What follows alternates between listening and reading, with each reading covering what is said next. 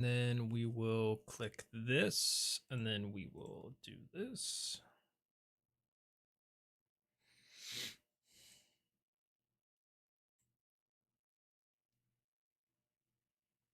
And we should be getting live everywhere.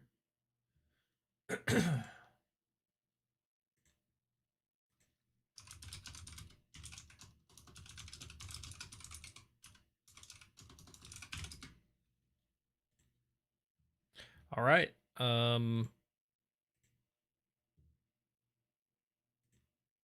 Let's see. Are we there? Yo, what's up, Daniel?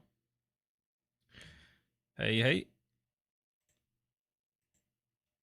I think we should be good on both. So we should be live everywhere. What's up, Link? Yeah, we should be live everywhere, and all the chat should be working. So you got them both covered this week. I did, Mal. I think we are good with that. The way I'm doing it, I don't think is how it's necessarily intended to be used, but it is how I'm doing it. Yeah, I have two different dashboards and two different all that, and I schedule them, and then I pull them all into one place. Hey, Paul, what's up, dude?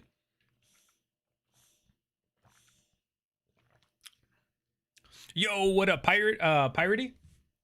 Welcome in. Let me make sure I am everywhere I need to be, and then let me go ahead and post in my Discord that I am live. How are we feeling about this week's Critical Role? What are we thinking, folks? What are we thinking? Live notice. Let me do that.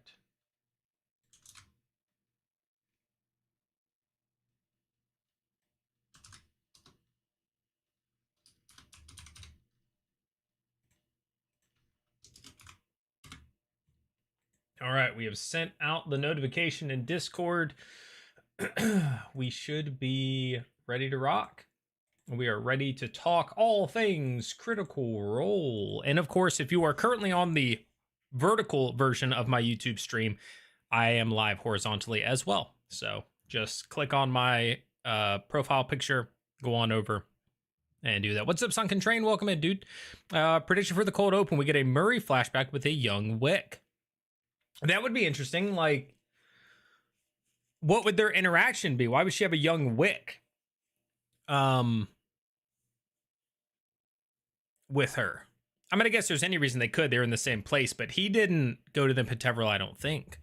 So I'm not as sure about that.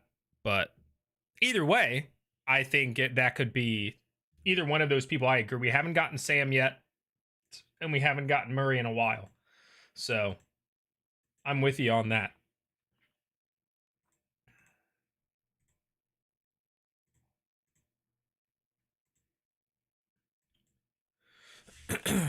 Well, I actually got something right last week. I wonder if Julian Shadow might react strangely with the Barodel. Probably the last time we write about anything.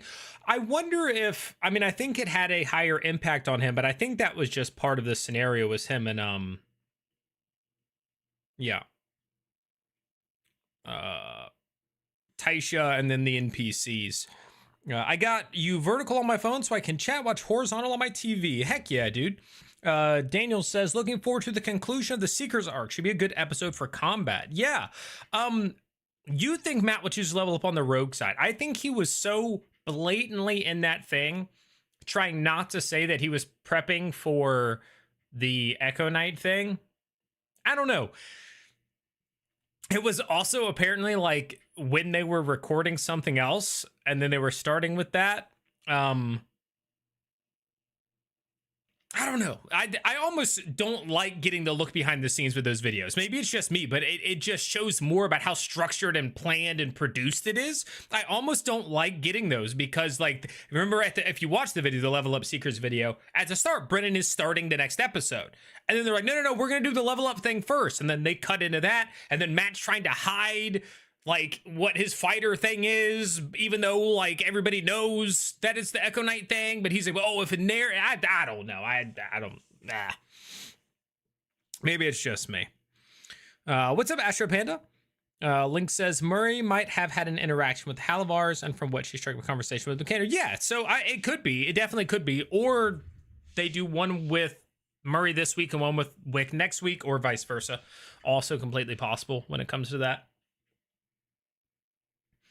Jayhawk, what's up, dude? Welcome back. Which NPC doesn't make it out tonight? My guess would be the Knight of Saramai. I think the Knight of the Saramai. Shadow things come to a head. You mean with like people all debating on choosing shadow stuff? Like wanting to choose Shadow Touch. Like 2 of them were debating on Shadow Touched, and then Julian was talking about what. So here's the thing that throws me off, because he knows what we all are thinking about the level up thing, like the Echo Knight thing. But then the whole point of the level up is for them to discuss what they're going to do, and then he's still intentionally like, oh, I'm not going to say. Yeah. I'm surprised you didn't cover the level up.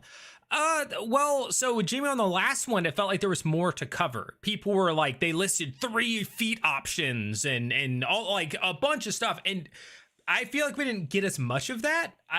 It was still cool, but it felt like it was like people were just like, I'm going to do this, this, and this. I'm going to do this, this, that. I'm going to like, Ashley was like the one person who was like, I'm unsure about these 3 or 4 things. Alex might have had like 2 feat options, maybe. And then Taishi was just like, I'm doing this. And Julian hid half of what he was going to pick. It just didn't seem like that. Like, it's one of those where I could have made a video, and maybe I should have. But it would have just been like less exciting. Like last time I talked about their HP is going to go from this to this. They did that in the last thing. Or they did that in this one, which they didn't in the first one. I don't think they said, oh, your HP is going to go from this to this. Maybe they did.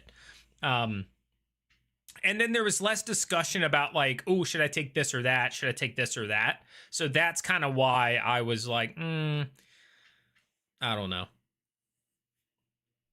All right, let me continue to catch up. I hope Dr. Talcher makes it. She's cool. I agree. She's been a nice little addition to that group.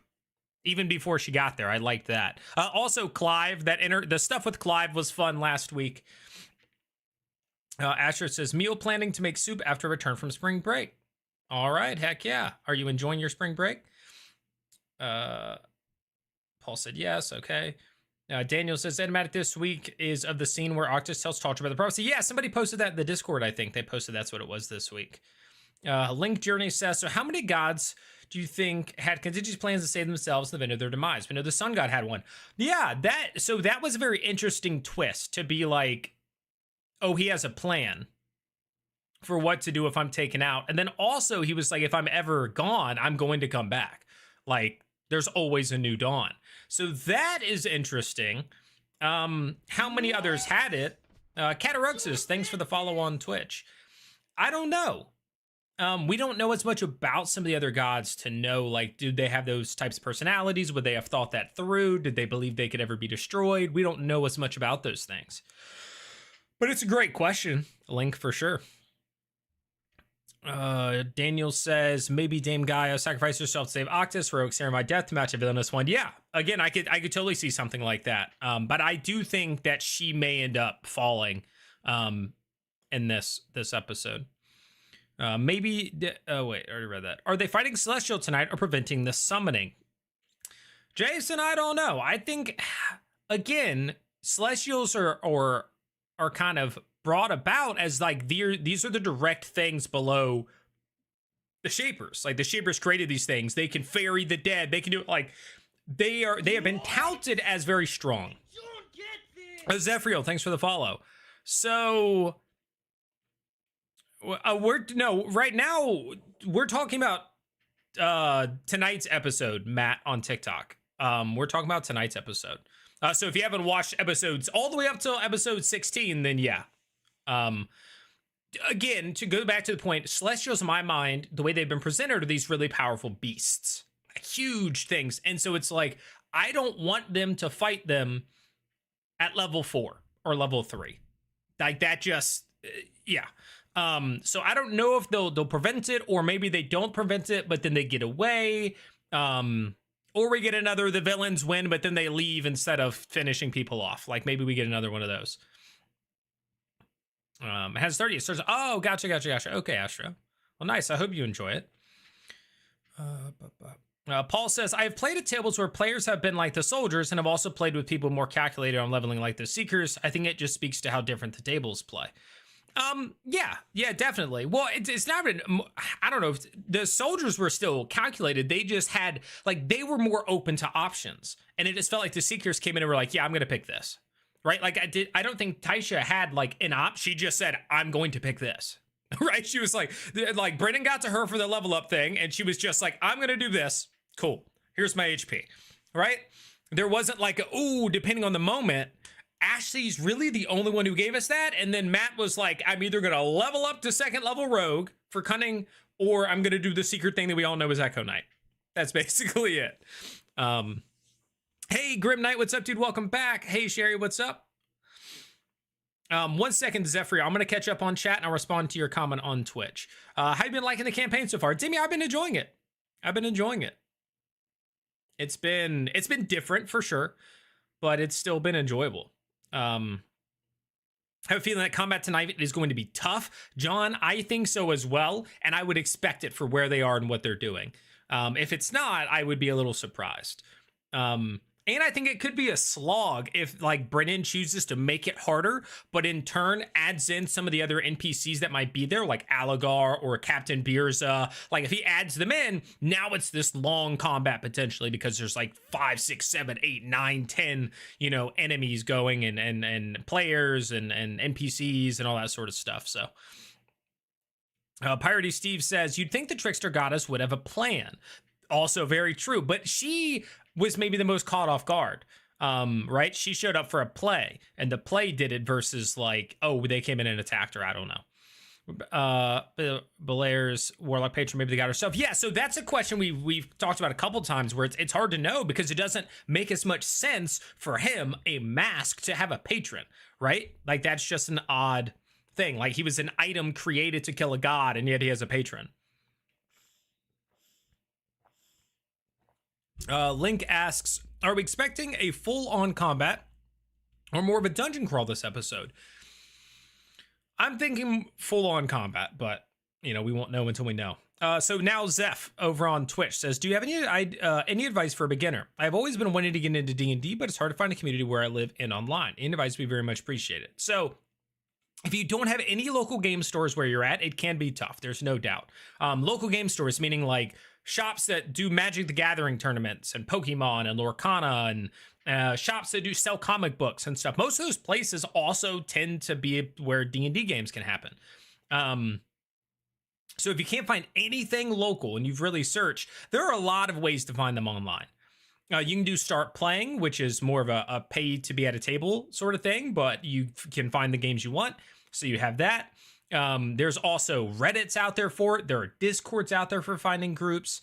There's the D&D Beyond forums for finding groups. Like there are a lot of places and ways to find groups, Zeph. Sherry said, hope combat. I think we're going to get it, Sherry. I think we are. EWE says, having 3 DMs at a table would do that, right? Yeah, for sure. I just think it was more for somebody. The reason it came up is somebody asked me why I didn't cover it. Like I didn't make a video. Because I did for the soldiers. The soldiers, it was like every one of them was like, here are my 4 or 5 options that I might do. Here's the 3 or 4 feats I might take. Here's the this or that, the stats I might. And so you could break it down and say, oh, they're choosing between these 3 or 4, and I think they should take this one, and this is why, and here's a benefit they would get if they took this other one. Whereas I just couldn't really do that with that one. Except for like with Ashley. Like that's basically the other person. Unless I just went in and took like whatever I wanted and didn't pay attention to what they said. Taisha also asked to customize her animal form. Yeah, Bearable. She did bring up wanting to talk to Brennan about leveling up her animal form, her wild shape in a different way, which is interesting. Hello. What's up, Jaden? Jaden the Bard, welcome back, dude. Chat time from a second favorite part of Thursdays once again. Excited for another amazing live stream. Happy to have you, dude. Dr. Caliban says, hey, Daniel with a $5 super chat. I'll wait for it to pop up. Speaking as a kind of player who maps out his character progression several levels ahead, I feel this is a disconnect between they are playing a game versus we are watching a show. What, do you mean like our disconnect or their disconnect? Dr. Caliban. The super chat from Daniel says, Soldiers' combat at the end of their arc was brutal. 2 of them nearly died. Do we think there will be any PC deaths in this episode? So that takes us back to, I think last week it came up, I don't remember who said it, that I think the idea is nobody's going to die in their first arcs. That's the idea, right? It's speculation that people said, well, if the soldiers made it through when they probably could have died, then maybe but I do think maybe they've entered a place to be, it's more dangerous, Daniel. I think where they're at. I think, yes, they were fighting the Taconis, they were doing all that. This is a place filled with undead, also people who want to kill you from the Taconis and the potential of a Celestial. So I want to say no, because again, I don't know that Brennan wants to kill anybody or plans to this early. And for these players, it is this early. They've played like 5 sessions total out of these like 17. But this is dangerous. So I could say, I'm not going to be surprised if it happens. I'll say that much. I will say that a PC death would not surprise me, but I'm not necessarily expecting it, if that makes sense. Now catching back up with the others. Thank you again for that super chat. I didn't set a goal for the super chats. Whoops.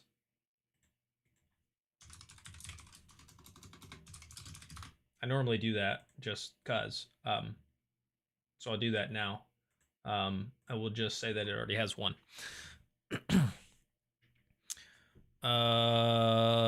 Let's see. Paul said, I wonder if the paint for Hal is celestial blood from Wick's celestial grandfather. Oh, like filament that he stole and like pretended was paint or turned into paint. New Dice, what's up, dude? Welcome back. He says, I've DM'd about 10 games online over the last 2 years, here and there, finally starting an actual once a week in-person game as a DM, terrified but excited. I love in-person so much more. I DM in person once a week. Online has some, nice parts about being a DM of just easily pulling up any map you want, not having to worry about anything. It's just maps everywhere, just throwing tokens and stuff. You don't need minis and all that sort of stuff, but I do prefer in person. But I'm sure you'll have a blast, dude. Paul says, when do we think Thimble will show up and meet Belair? Probably. Oh, that's a good question. I wonder if that'll just happen during the Schemers arc. I wonder if that'll happen there. Chrome says, is it supposed to be lots of undead in the place they are going? Yeah, I mean, they're in the Barrow-Dells with all the undead stuff. And we were told the undead had been more active there and all that sort of stuff. And so the group, the 180 soldiers were sent there basically to like clear it out. Zeph says, also, any advice for what I would need to buy it to get into D&D, apart from Player's Handbook, of course? Dice. If you're going to play online, you don't even really need those, to be fair. But like, if you want to play in person, dice is basically... Yeah, you need to be able to roll dice, and it's nice to have the Player's Handbook and stuff. Again, you can find a lot of stuff online, but if you're playing in person, being able to quickly reference the book or just Google the answers, there's a lot of resources out there for that. Our disconnect. That also could be it. That also could be it, Dr. Caliban. I mean, there's definitely part of it because, like I said, when they were doing it, they were recording 2 episodes that day and doing the level up episode. Like we found that out because they didn't edit that out of the level up. Like they had Brennan start the next episode and then somebody come and say, oh no, we're doing the level up thing first. And then he said something about, oh, we're doing 2 episodes today, something like that, whatever he said. So yeah. Could the sword that Hal has sort of the prophecy? Well, again, that prophecy turned out to be fake, right? Or not fake. It turned out to be one that has already been fulfilled. Matt says, and a PC death would have us all on the edge of our seats next week. I mean, that's true. That's very true.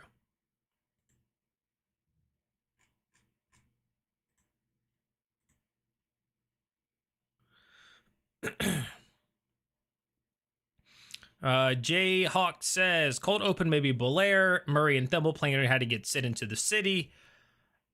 Ooh, that would be interesting. Yeah, that is one way they could do it, but then it would feel like, well, I guess we'd get Murray. I was going to say, because I feel like Murray and Wick we haven't seen in a while, so. Her last Thursday every month, they were taking it off. I think they've kind of thrown that out for now, Mama Hun. There is an episode tonight. Yeah, so I think that's how they've been doing things like episode or campaign 3 and all sort of stuff, Mama Hun. But I'm pretty sure they scrapped that, at least for now. At least for now. Nyan says, I hope Gaia gets to show her reptilian powers mechanically. 1T. Yeah, that would be dope. Again, we said if one NPC is going to die tonight, I expect it to be her. Whether or not that happens or not, I mean, who knows? But that would be my expectation. But hopefully she gets to do some cool stuff before that, Nyan, for sure. Chrome says, I think the cold open would be Murray or Wick. Yeah, those are the two that we're kind of waiting on. Tabasco, what's up, dude? Welcome back. Do you think that Dakonas will monopolize the Celestial for divine power to have exclusive access to divine magic? Absolutely. Whatever they want to do is for their own good. Yeah, they want to monopolize. I don't think there's a single bit of me that thinks like the Dakonas are doing something to help somebody else out. No, they're bad. Suzu bucking that trend. Yep. Mixed in with the paint. Okay, I mean, that would be interesting. We've all been wondering what that paint is, like what it could mean. Nyan says, Sam faced some rolls that could have killed him outright as they would have done a damage spear to 3 times his total. Yeah. Yeah, a couple of times. I like the behind the scenes level up. I think it's cool too. I think the soldiers one was more interesting. I don't mind it. I think there's 2 reasons I didn't like this one as much. One, they didn't list out a bunch of options like the soldiers did. Like I've already covered this, I think, twice since this started. So I apologize for those re-listening to it for the 3rd time in the last 23 minutes. But the Seekers didn't list, like Ashley's the only one who listed like 3 options. Whereas the soldiers, like every person was like, I'm thinking about this, or that. And then it was fun to think, oh, well, if they do this, that's how I would change that. Or if they do this, that's how that would, and you just couldn't really do that with the Seekers. The other side was I didn't like hearing or seeing production and them talking about what they were doing and giving the behind the scenes of all that because it just makes it feel fake.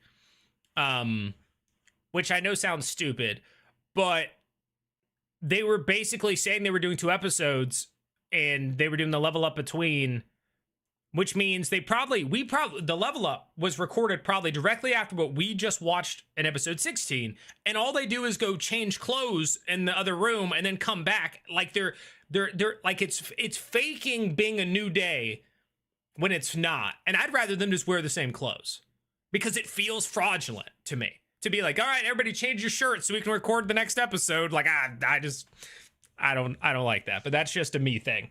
Yeah.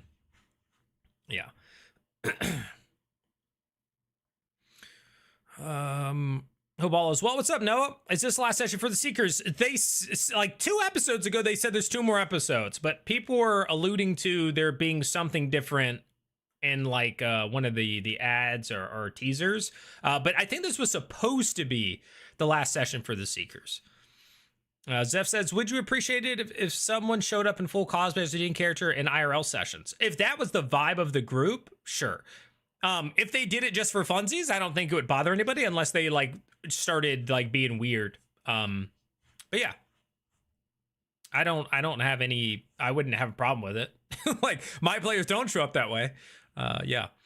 New Dice says, I would love to see all the behind the scenes of a week filming CR. Was Octus pushed ahead of time to use the books to get all the lore from the rocks, or did he just actually remember that? We will never know if they, if some of these things are more structured and planned than we think. I believe they are. I'll say that. I do not believe the whole of Critical Role is scripted. I think that there is discussion amongst the players and with the DM where they say, hey, do this thing.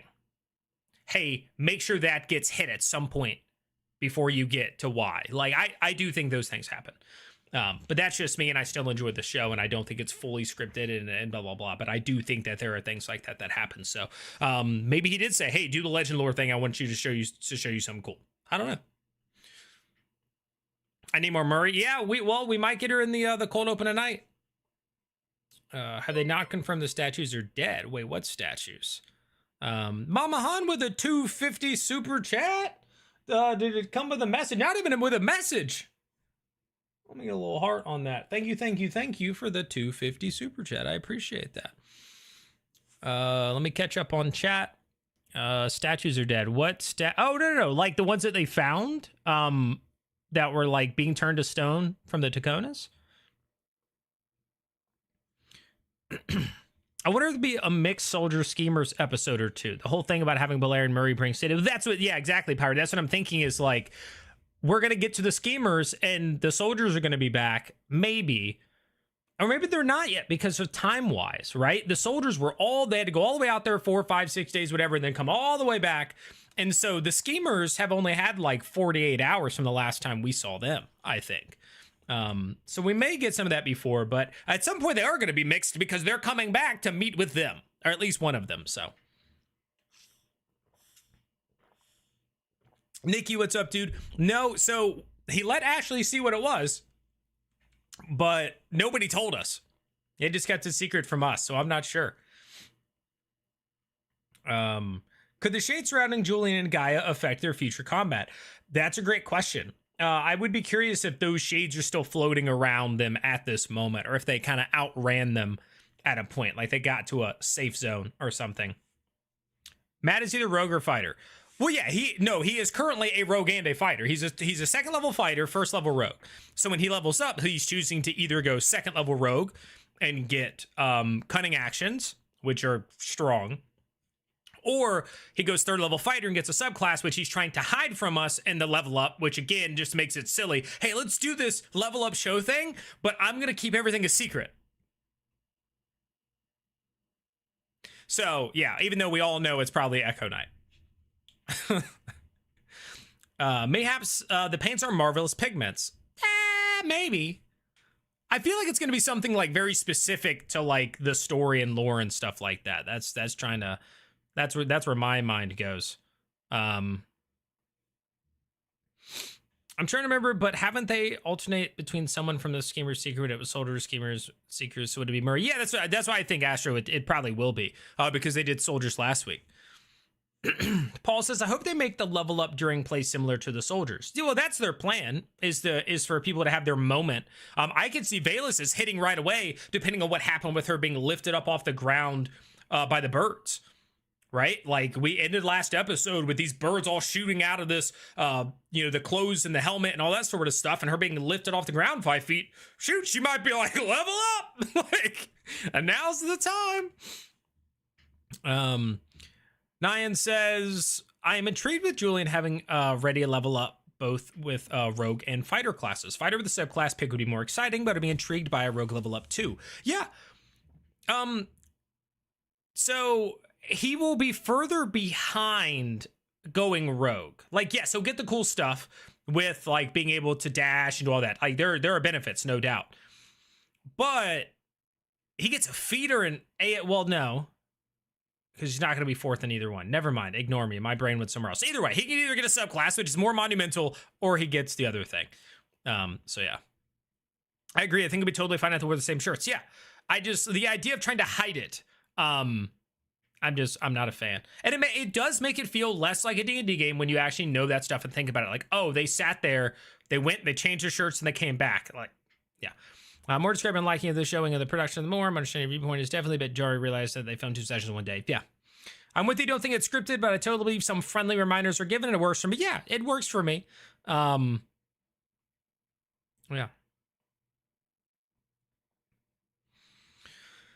They made it known with Dimension 20, but this it's feeling more off because it's not what it was. I think Dimension 20 was always like that, whereas this isn't what that was. Cameron says, I thought the 2 videos Brennan mentioned were the level up in tonight's episode. I still think there will be another episode, but tonight's giving me finale vibes. I don't know if there will be, but I'm pretty sure with something he said, it made it sound like they were doing back to back. Like it was episodes and episodes, and they had just had like a break, and then they came back for the second episode, and they were going to do the level up first. But again, I don't know. Jason says, not sure about filament in the paint since it came from Thiazi. I think it might be some kind of protection or some sort of hallowed round. Yeah, again, I don't know if I go with the filament thing because yeah, I agree. I don't know why Thiazi would be like, hey guys, I want you to have some filament. And we haven't heard anything about filament having been stolen or anything like that yet, which, excuse me, I think we would have heard about. So that's where I'm a little hesitant on it. Mama Hunt says, y'all may have already discussed this before, but do you think that that Mercer will choose the rogue or warrior level up? Well, I think if anybody's truly going to try to base it off of the narrative moment of what makes sense, I think it's going to be Matt. So I have no idea. Because he was saying the fighter thing, again, Echo Knight, is going to depend narratively. And so I think it's partially going to have to do with where Brennan takes it himself, because Brennan's currently kind of controlling the shadow thing. So this is something where they have to be talking about this. Like there's no other option. Both of them have to be discussing this together, because otherwise, Matt's not actually making the choice for himself. So he has to be aware of this shadow thing and asking Brennan, hey, can I use this? Like, can I turn the shadow into an Echo Knight? Or are you doing like that sort of thing?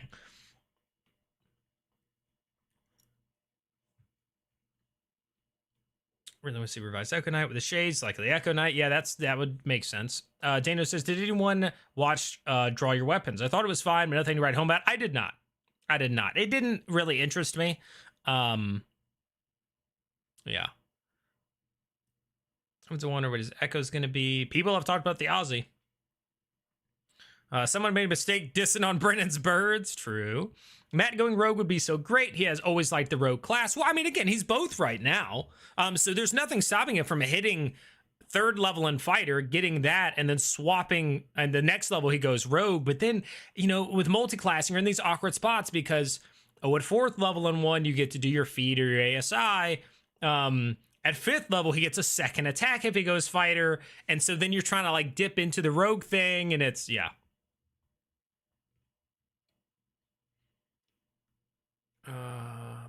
Do we think this is the last episode before the switch? Chitali, I think so. But you never know, right? The last, with the soldiers, their last episode, episode 6, ended up being really long, so they split it into 2 episodes. So that could just be what happens, right? And then we end up with the 7th with them. But I think their plan was for this to be the last one. I did like Takona's trying to be more assertive. Oh, Octus? Are you talking about Octus? Oh, but so Octus tried his whole thing with Julian, which was great. He was like, hey, it seems like you talk to me sometimes like you don't realize I'm like the son of a sundered house. Which one, it's like, dude, they tried to kill you, like whatever. But on the flip side, Julian's quick reaction to be like, no. I would talk like this to anybody in your house. Like, don't think you're special.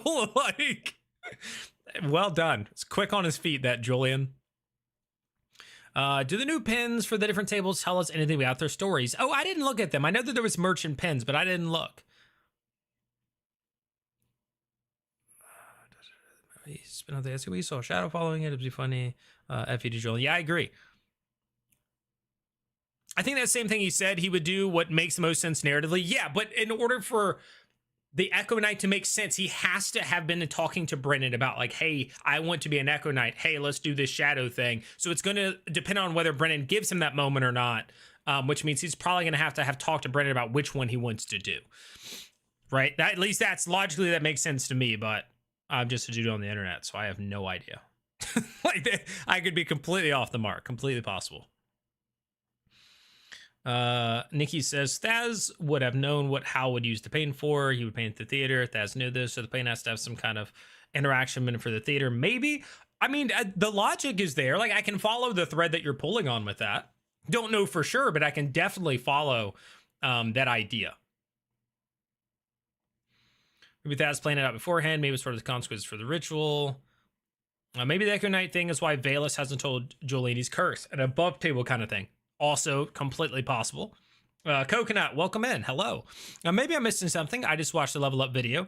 They were wearing different clothes to episode 16. So it's just they filmed the level up before episode 17, in which case I'm not getting the issue. No, so they are wearing different clothes. But, and I could be wrong here, but I thought something specific was said by Brennan about how they were recording 2 episodes that day. And so he thought he was jumping into episode 2. But they were doing the level up first, which means that they recorded 16, they changed clothes, they did 17, or the level up, and then they do 17. That's what I understood. And again, it is what it is. I just personally don't love that because it throws it more in the face of like, this is all made up. You know, like, this isn't an act. Like, I think one of the beautiful things about Critical Role to me was the idea that like, I do what they do. Not on their scale, not as good as they do in terms of role play, but like once a week, I show up with my friends and I play D&D. Once a week, we get together and do it. Knowing that it's like, no, they get together and they record 2 episodes a day for 4 days and do like it takes some of the magic away from me. I still watch it. I still like it. We still do a pre-show. Nobody take this as hatred. It's not. But it takes some of the magic away from me, which is why seeing that in my face by them being like, hey, we're recording multiple things today, including 2 episodes and doing whatever. I'm just like, no, I don't want it. I don't want it. But that's just me. Have you heard the theory that about Julian having Theology as a shadow? Yes. Yeah, that's where I'm at. That's what I think it would be. Would definitely be something related to Theology when it comes to that. Ashley's dice better be kinder tonight or combat could get ugly. No Aranessa to haste Julian. Yeah, Julian is going to have a big drop in power level because he's not getting hasted every combat. So this will be interesting. But, so they lost Aranessa, but they have Dame Gaia, and I doubt Dr. Talter is really going to be adding a lot. But maybe she is. Maybe we'll be surprised. And she'll be having some extra stuff up her sleeve. But we do, I hope for Ashley's sake that she rolls better. They could have been filming episode 24. We don't know how many are in the can. True. The Seeker's pen seems to have a, well, no, because they were there and they were ready to get into the next episode with all them at the table. But maybe, I don't know. The Seeker's pen seemed to have a sun on it. I assume this is not to Tannesar and the Beardale they're in. That makes sense. I am expecting 1 to 1.5 more Seekers episodes to have give us the RP their goodbyes and where they go next. Completely possible. Or tonight's just going to be a long one. Like maybe, you know, the last for a while now, all the episodes have been like 3.5 hours. So maybe this one ends up being 4 or 4.5, 5, something like that. And it's because they try to put it all in.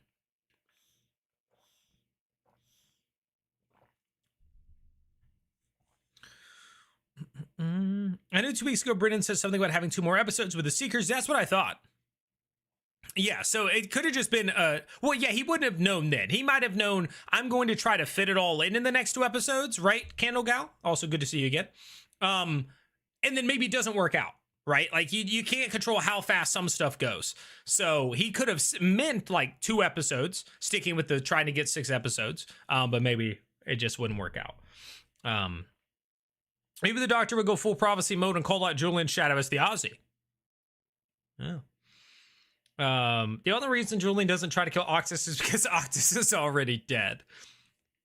I think there's more to it. Make that moment happen if Matt says he chooses fighter when he levels up. Also possible. But I don't think he'll choose it if it doesn't narratively fit. And narratively fitting would be with the shadow, right? If we think Echo Knight. So that's where I'm having a hard time with that one. Mbibe Next Tech. If they encounter the troops and Julian commands them, I think he'll become Battle Master. Ooh, that would be interesting. That would definitely throw a wrench into everybody thinking it's Echo Knight if he starts commanding the troops. That would be really cool. That would be really cool.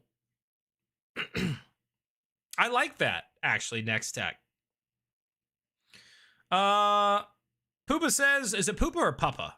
I'm used to with Papa normally seeing 2 Ps, but we'll say Papa. What do you think about their choice on level up?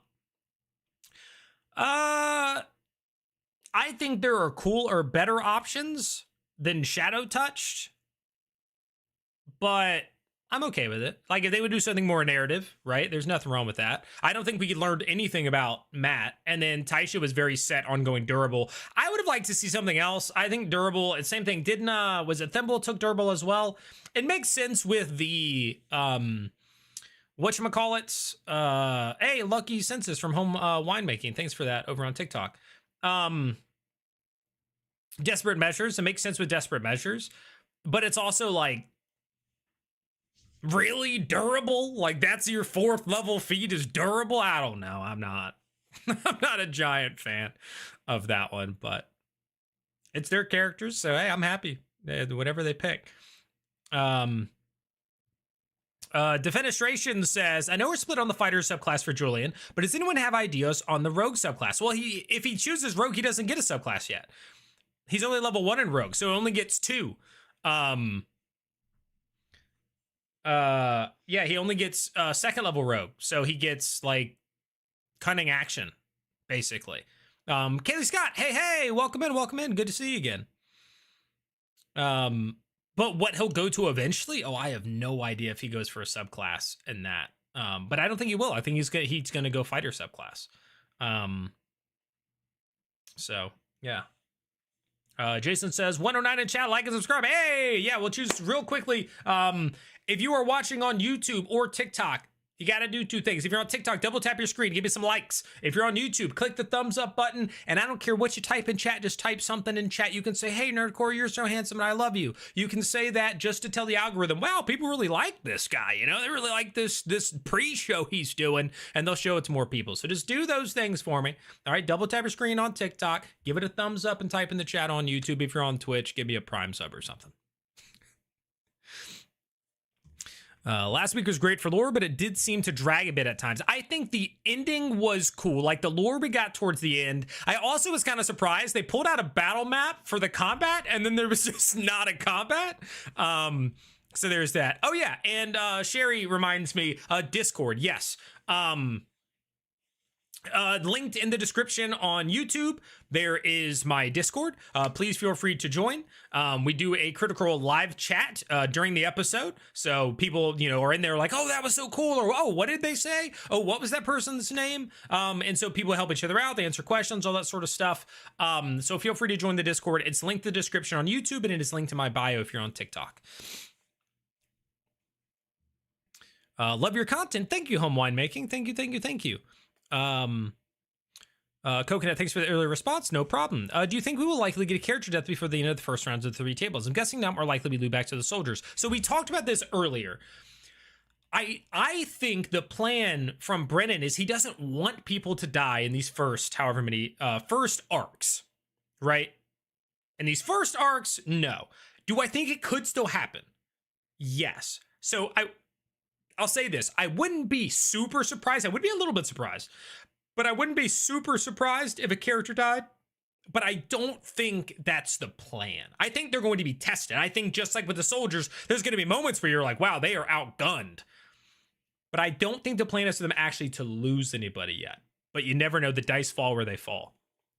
Ashuary just said AI. I don't know what that means. Dow says, if his shadow is the odds, then why did his shadow choke him? That was the freaking whatchamacallits, I think. That was just the shades and stuff, like a cool narrative sort of thing, I think. Let the goth kids play with shadow touch. No, it's cool. Like, again, just pick what you want to pick. Whole time he's waiting until Rogue 3 and he's going to be a Phantom Rogue. He's just going to wait. That would be cool too. Jaden asks, what's your opinion on the group still allowing Velos to travel with them out to reveal her end goal? Obviously, they're not going to kick Ash out of the group, but it's all they're cool with it. I understand the idea that, it is a little odd where she's like, oh no, like, I think you guys killing the gods and all that sort of was a terrible mistake. And I actually kind of want to bring them, my god back. You know, like, I can understand why I'd be like, wait a second. What do you mean? But yeah.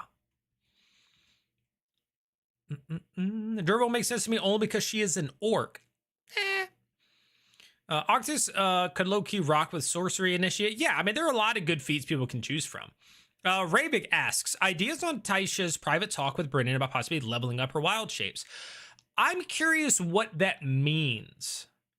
Because wild shape does level up, right? So I don't know exactly what she's hoping to talk to Brennan about and how they'll balance it or bring it in and make it make sense and not be broken, because it does level up, right? You get stronger, you get access to greater wild shapes. Your hit points go up in 2024 because it's done differently. Like your armor class goes up, right? Like as you level, your wild shape gets stronger. So I'm curious what she meant by that more than anything. Durable is so lame. Yeah, a little bit. Swashbuckler, I think his style fits Swashbuckler. I don't know if Julian fits Swashbuckler, if that makes sense. Matt, thanks for the roses on TikTok. Something in chat. Thanks, Jason. Do we know for sure that the shadow was the one that's been around Julian since first episode of something for the there? So I think that was just the shades. That's my take. My interpretation was that was the shades, not his shadow.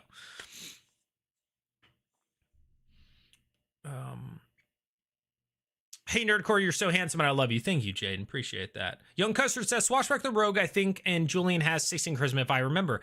Yeah, they all have really good stats in almost every spot, though. So it's hard to be like, oh, that's that. I also think Julian just wanted to, or Matt wanted to play Julian as somebody who had charisma. But I could see Swashbuckler when I see Julian, but for some reason, like his upbringing and stuff doesn't take me in that direction, I guess, if that makes sense. Hey, just jumped in, excited for tonight. So I'm leveling up. What's up, Emma? Hey. Nurse Jojo, welcome back. Good to see you again. Of course, same to you, Emma. Greyhawk, hello. Good name. It's a good name. Actually will sacrifice himself at some point. I can see that, Mama Hun. Today's episode is going to be longer. Do you just think that, or do we have some sort of information calling in? I would say first character death is going to be around episode 25 to 27, which would be around the time we get back to the soldiers again, or a redo or a mix-up. Thank you for the dolphin home winemaking event. I wish I knew what the TikTok things mean. Like I get like hearts and GGs and dolphins over there. I don't know what any of it means, but thank you. Matt is Leaky Boats. Seems like he also spilled some tea about D20 Productions coming up. Yeah, I put a little video out on that. I think it's a stretch a little bit because I don't know if they would have kept it in the interview had it been a real leak, but it did seem like it. I will say that much. It did seem like it a little bit, but I'm cautious. Matt said, remember she wanted that talisman of her god, so it was either she came along or they all fought her. Yeah. Yo, what's up, Plog? Hello. Do we know what subclass Taisha is? Same with Valus. I don't think she's used her channel divinity at all yet. I think she used a spell or a channel divinity. I thought we did know. But maybe we don't, Young Custard. And Taisha, I don't think so at all. I think she said it, and for some reason I don't know off the top of my head. I feel like maybe it's on the wiki or something. I actually think Taisha said it.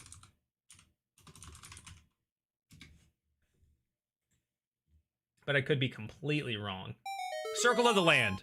Yeah, hey, Slice with the resub. Thanks, dude. Yeah, she's Circle of the Land.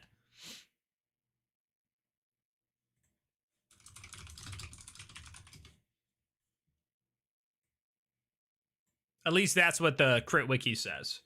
Yep,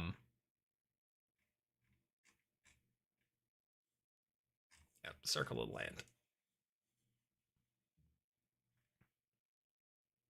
Well, the Crit Wiki says Circle of the Land. I could have sworn at one point she said herself, like she said something about Circle of the Land out loud. Andrew Robinson, welcome in, dude. Good to see you again. I think Octus might multi-class to Shadow Sorcerer later, like a late awakening of his family's bloodline. I could see that.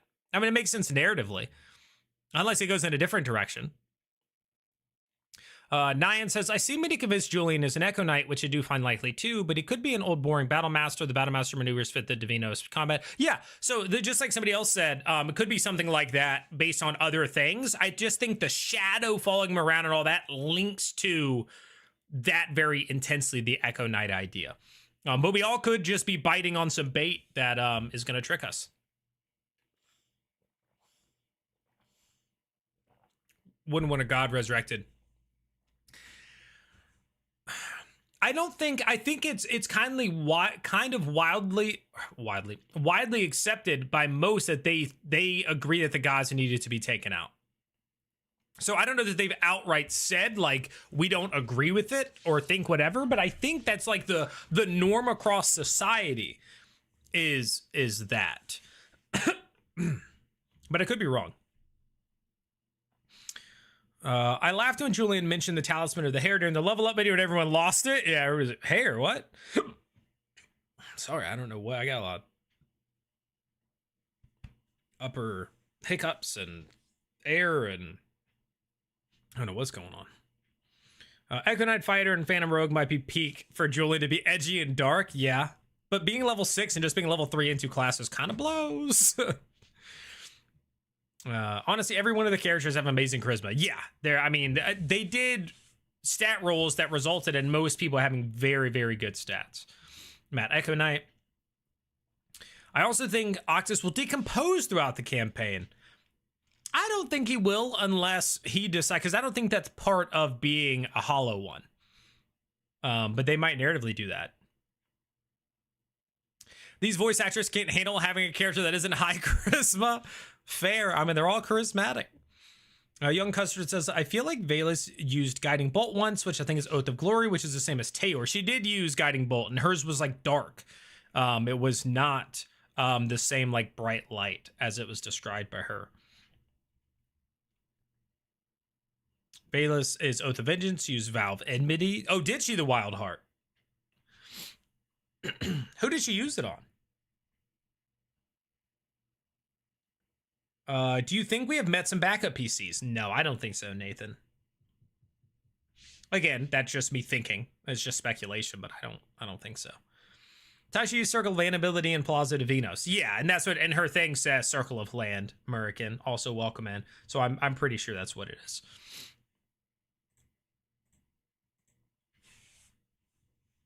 Yeah, the Fantasy White Snake thing was cool too. That was a good funny moment from that. I remember people talking about Wildfire since there was so much heat and stuff in her early role play. It was metal. It was a lot to do with metal, which they said was just a part of kind of her druidic like ability where, you know, druids kind of impact plants and stuff. The Loys can also have an impact on metal. They established that at some point that hers included some like being able to kind of mess with metal the way that she can mess with plants. I feel like Octus has some main character energy like Imogen from Campaign 3. Well, right now, definitely, because he's a descendant of the house that seems to be the main villain as of right now. Again, whether or not that stays consistent, Xander, that definitely seems to be the case right now. Unlucky asks, CR campaigns are normally 2 years, right? At this pace, how long could this go? I think they go between normally like 2.5, 3 years. I could see this one being the 2.5. Have we seen Taisha Wild Shape yet? Yeah, she turned herself into a wolf when she was running up to Plaza Divinos. Right, JP? When she was running up to find Octus when he got his heart taken out. I'm pretty sure she turned into a wolf. Druids go from 4 known forms to 6 and can shape from CR to 1/4 to CR2. They can't fly until level 8. Yeah, but but they do progress as they go. And if you're, is it of the, not of the land, which one is the more animal, the wild shape focused one? I played a character that was that, and they're pretty solid. I think in 2024, like, it felt pretty good. Moon, yeah. So I enjoyed the wild shape druid with that. Draw shape into a wolf in the preview, yeah. Someone has to play an Einfasen? Heck yeah. Trickus, I agree, that would be dope, but then they have to just German accent the whole time too. What if later down the road Octus turns godly, as in like becomes a god or starts to believe in gods? Larry Clark, also welcome in. They are doing mending on him, which worked to fix him. He can be healed up to the point of when he died, so healed up to the point or mended. I don't think Octus will decompose. Yeah, well, that's I agree. I don't think it's going to decompose. And that was basically just Brennan's way of establishing that you can be healed to the point of when you died, not brought back. Defin says, I find it funny that with this many PCs that we still have a ton of class overlap and some classes left in the dust. I don't know how much of that was intentional. Like, I'm curious if Brennan was like, you can't be a cleric because nobody's worshiping the gods. But then he allowed a paladin and Velas to be somebody who wants her god back. So I guess it doesn't make as much sense. And I think they met somebody who was a cleric. So maybe he didn't say you can't be clerics, but it does kind of be like, wait, huh? That nobody picked cleric and stuff like that. And we got multiple paladins. We got, what, 3? Right? She has been using her little metal piercing all the time. Yeah, exactly. Young Custer says, guys, call me out if I'm crazy, but I think during the soldier's arc, Thimble was getting her dex damage added to the offhand attack. Brother, I brought this up so many times. Everybody's like, Thimble's so strong, she's so whatever. And I'm like, she's not following the rules. Like, she's adding damage where she's not supposed to. She's giving herself advantage when she doesn't have it. Which I think they're honest mistakes, but you were 100% correct, Young Custard. She was adding offhand damage. And her offhand damage it's 5. She has a 5 dex, plus 5 dex. So she was every round basically doing an extra 5 points, and across 5 rounds, an extra 25 points of damage. That's enough to kill something. Yada yada yada. But yeah. And a dawn and a snake. Moon. Okay, yep. Saw that. Sleep starve. Non-CR question: what seasons go with tomato and lemons? No idea. Yeah, and later a snake. Oh yeah, did she turn? Yeah, she turned into a snake and hit the glass and stuff. For some reason I thought those things were when she was creating her like familiar or whatever companion. Silver Tiger, enjoying the show, NERDCORE. Hey, well, glad you're enjoying it, Silver Tiger. Thanks for being here. Do we think they could be going to 2 tables instead of 3 tables after the Schemers table? I think, assuming, what would they do there? They'd add 1 to the soldiers to make it 6, and then 2 to the other table to make it 6. So a 6 and a... Do I think that? No. Would I probably like it more? Yes. Like, I would probably like that more, but I don't think they are going to do that. I think that they kind of said, hey, we're doing 3, and that's the way it's gonna be. And that's just, yeah. I think they have everything planned to do the 3 tables for now. But I wouldn't hate it. Fawn. Yeah, Beagle, I knew what you meant. He turned into a snake that time. Yep, she did. The comments by Wick about burning down his house, which he could better do with the Schemers, and then the cold open with Thimble with Thimble wanting to catch up with Octus. Oh yeah, I could definitely see people swapping around. It would be very interesting though if they just went down to 2 tables. Now that you've said that, now that you put that thought in my mind, I'm like, please. I'm kind of like, yes. So maybe they needed to set things up with all these people being kind of separated in 3 different groups, and then they'll end up coming to it. But it's also like all their marketing, everything about this was like, it's going to be 3 tables. It's going to be 3 tables. It's going to be the Seekers, the Schemers, and the Soldiers. It's going to be, and so the idea that they just go, and we cut 1, and we're just at 2 tables now, feels odd for the marketing. But yeah. Where was the filament shipment being sent to? Venatus? Yeah, I believe it was Venatus. Do we get the well-intentioned grilling merch?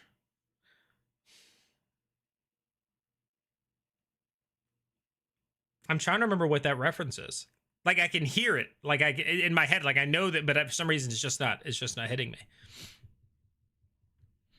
BW just says, we haven't really dug into any gods yet, so I expect that to be revealed near the end of the campaign. No reason why the gods had to go that they have revealed. No, they have said why the gods had to go. Asgra was bad and mistreating the orcs, and basically was the one who was not offering like a good afterlife like the other ones did. The other gods at least had afterlives. He was like, no, my afterlife is like, you're going to suffer. And so the orcs fought back. And they got the people to fight with them to fight Azgra. But then the other gods sided with Azgra. And so then the people were like, oh, so you don't really care about us and our well-being if you're siding with him. And that's why they fought them. That's why they fought the gods. BW.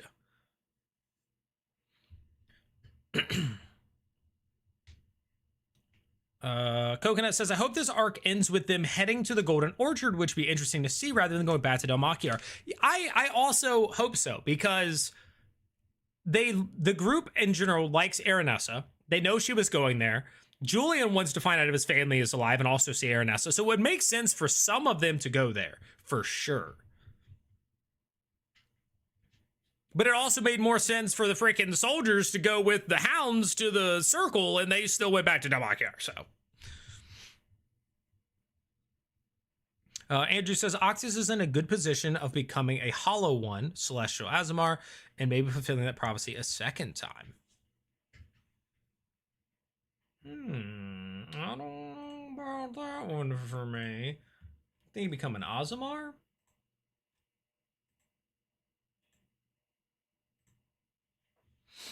Spooderman, thanks for the heart, dude. Yo, what's up, Dealing in Fiction?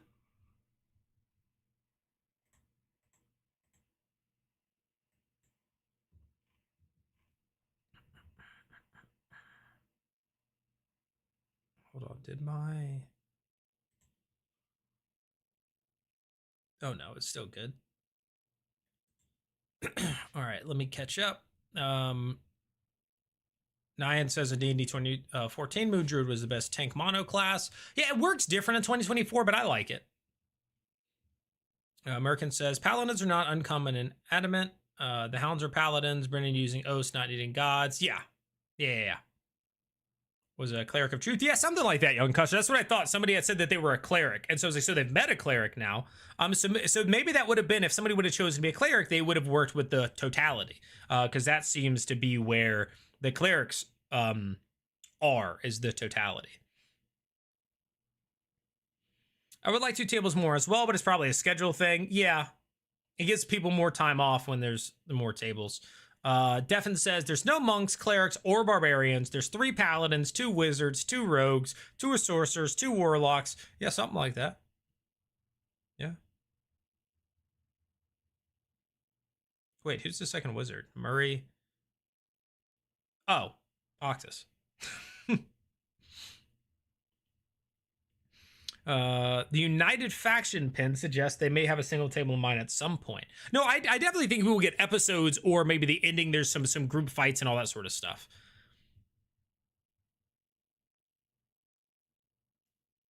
Why do you think Octus' sisters sent them away from Venatus and the Filament? Does it counter their magic? What do you mean sent them away? Send who away? Joke from the cooldown. Yeah, I just couldn't remember like what it was referencing.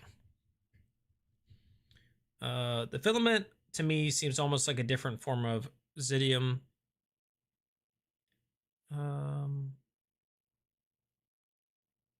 Why is... Who are we talking about? Samula? Why is Feeth following a sign? Oh, Death following a sign of a vassal house in the main house of the fairy. Death, yeah, I think that is literally him spitting on the corpse, messing with that burial ritual of the orcs and causing a shadow to follow him. That's my take because of thinking it's going to be an Echo Knight situation, but that's just a theory at this point. Also, the Shaper said that they would give 1/7 of their followers each to Azgra. The stone's names, and there are statues made of stone or titans, so I bet they are in the book, and Oxus could find their names and maybe have some power over them, or Taisha could. I don't know, because they said it was the Callistra that were the ones who were able to do those sorts of things. So I don't know if it's specifically tied to them, but that was really cool that and then some of the statues had like faces of horror and stuff, and they had fallen and their arms were contorted. Mama Hun says, I got the feeling that the nobility wanted the gods less, but the common folk were more ambivalent. Like they would be okay with the gods. The orcs, of course, had legit beef. Yeah, but from what we've been told, it was just that Asgra was bad. The orcs fought back. People joined them fighting them, and the gods took the side of Asgra. And so then people were like, oh, you guys suck. And so they fought back and killed the gods.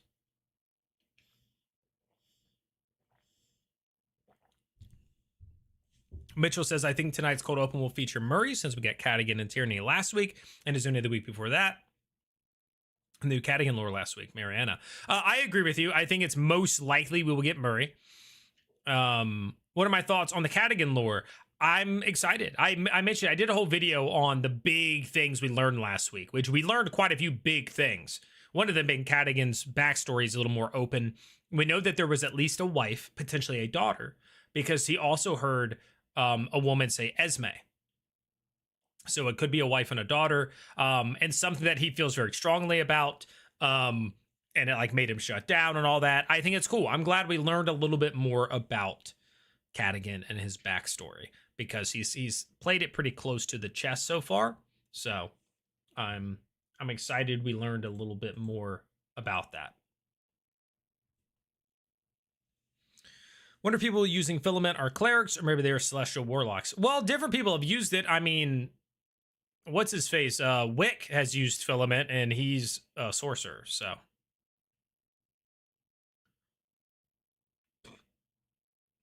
The whole bit about Wick's wife to be's family having some substance that can dilute the filament has me wondering.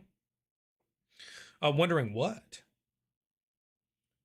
The suffering of designing a combat for a high-level party with the whole cast. Oh, yeah, that will be miserable. Dealing in Fiction says, don't know if this has been mentioned, but I am thinking the remainder of the soldiers that are left alive of the 180 that were killed aren't just sacrifices, but are vessels for the Celestials. So, yeah, somebody else brought that up, I think, in a comment on my video recapping or the big learning, that they think some of the soldiers were brought there to basically serve as, yeah, like, to become Celestials and stuff. And, you know, because then it's like, oh, the Dakotas will have like an army of Celestials. But they would have to like take out all of them or like get all of their hearts. So sending an army of 180 at yourself seems a little risky.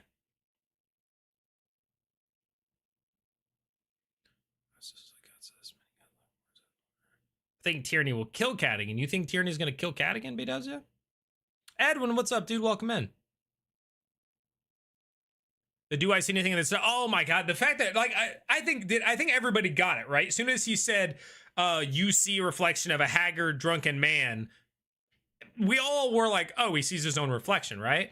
Robbie didn't. Robbie somehow didn't realize it was Cadigan looking at Cadigan, bro. Like, that was so funny. And he's like, oh, you got me. And I'm like, I can't believe. He was like, do I recognize him? It's like, yeah, it's you. It's freaking you. You're the haggard drunk man. I really enjoyed that. Wound him or the wolf?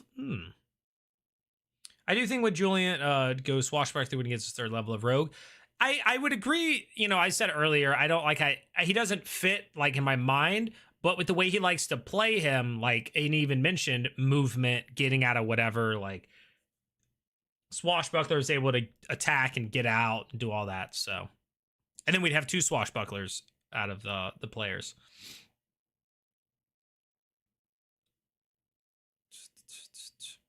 Seamus says, also during Octus's death, someone was watching him during his walk in the woods. I think his family made a deal with someone who would help with the crafting of a celestial, with someone who wanted the stone since the family took his heart.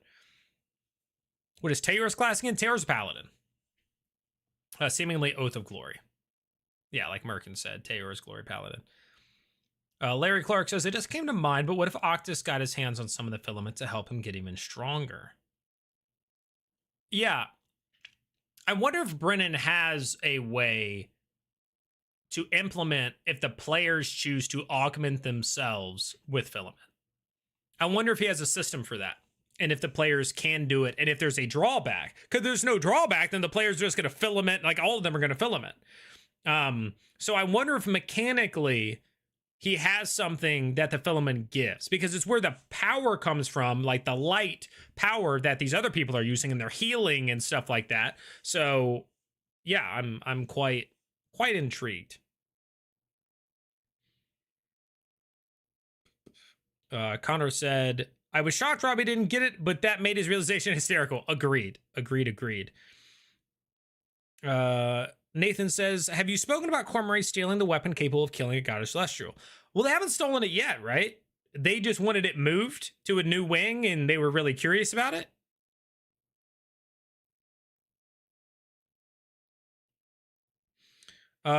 Trukiss says, what are filaments used for actually? Been moved around, has been a constant theme, seems important. Well, it's where the power, like it's the tattoos and the power that, like, you know, Wick says when he uses this stuff, like the filament glows and all that. So it's a source of power for sure.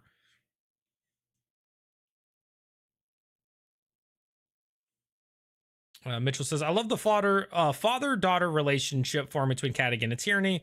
Imagine Wikander trying to woo Tyranny and have a deal with Cadigan, Tyranny's father figure. What do you think would have happened if the accepted role was above 10 instead of below 10? Oh, in terms of him seeing himself? He might have caught a glimpse of Mariana, but I think that could have had an even worse effect. Because he'd have been like, no, come back. Like when she went away, I think it could have been this really like emotional scene where he's like, bring her back, you know, like one of those things. Like he tells Tyranny to bring it back.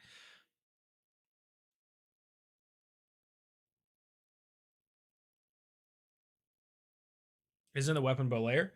No, I think Nathan's talking about the swords, the pariah blades, where she came in and asked if they, you know, they could kill a god. Do you think they could wound a celestial, sort of thing?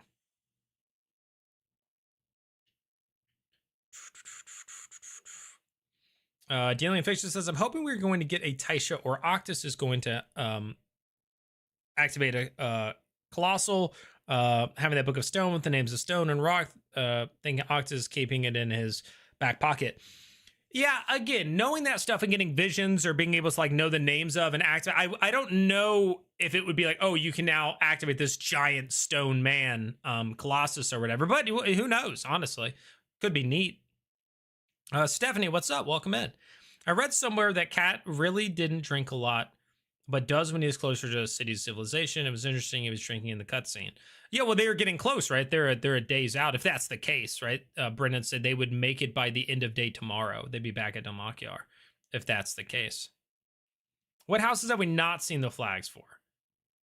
We've seen Taconis, Einfazen, Halavars, and Royce. So we haven't seen Cormorant, right?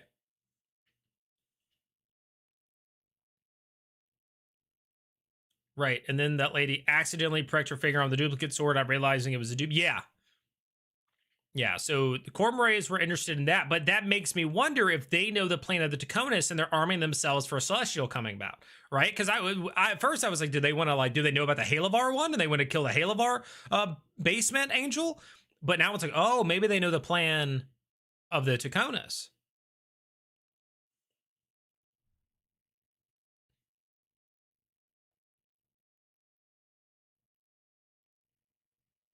You have to speak to them in their language. Young Custard says, so we know that Dakona's now planning to use Octus's heart to craft Celestial. Do we think that the use of the Stone and Night Song was to be used in original to turn Octus into a Celestial servant? Yeah, I don't know where that came into play. Like, why they needed to, like, replace it with a Stone of Night Song.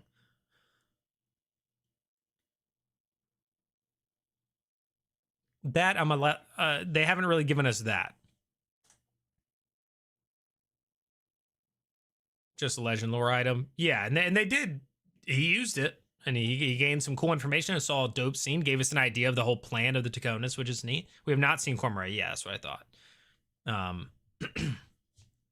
Mitchell says, question, after the level up video yesterday, who do we think will be the first seeker to level up? I think there's a solid chance Valus levels up right away because she's currently floating 5 feet off the ground. You know, surrounded by birds. So if she doesn't do it instantly right then and there, then I'm maybe Taisha because she's trying to find her son. So I'm going to go Ashley and then Taisha.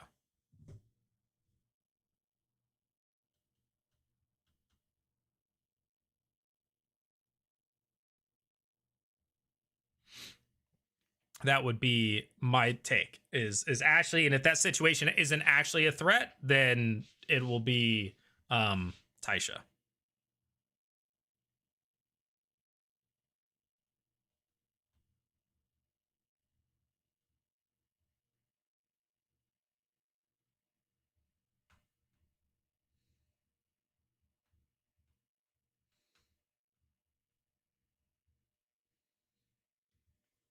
That's my take. What about everybody else? Who do you guys think will level up first in tonight's episode? Jason says, I think the start of a Night Song was meant to let Octus create a new path through death for the Taconis to have a monopoly on. Okay.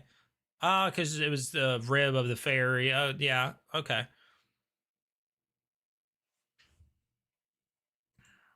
Love the Skyrim leveling up to get extra HP mid-fight. Yeah, so before they ever did the first level up, that was a huge topic we discussed on stream. We've been like, oh, do they get the HP when they do it? Do they blah, blah, blah? And now that like we discovered, of course, that they do, that's also a big reason to hit a level up.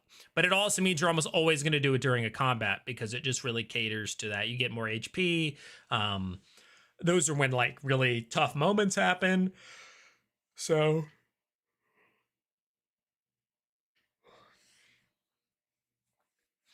Heart of a loved one in the bone of a celestial. Candle Gal, maybe. You got to find a lot of celestial bones. But yes, it is made of the rib bone of a celestial. Tabasco says, this is going to be a good episode. Not as good as the basement fight, maybe, but close. I think this will be a good episode as well.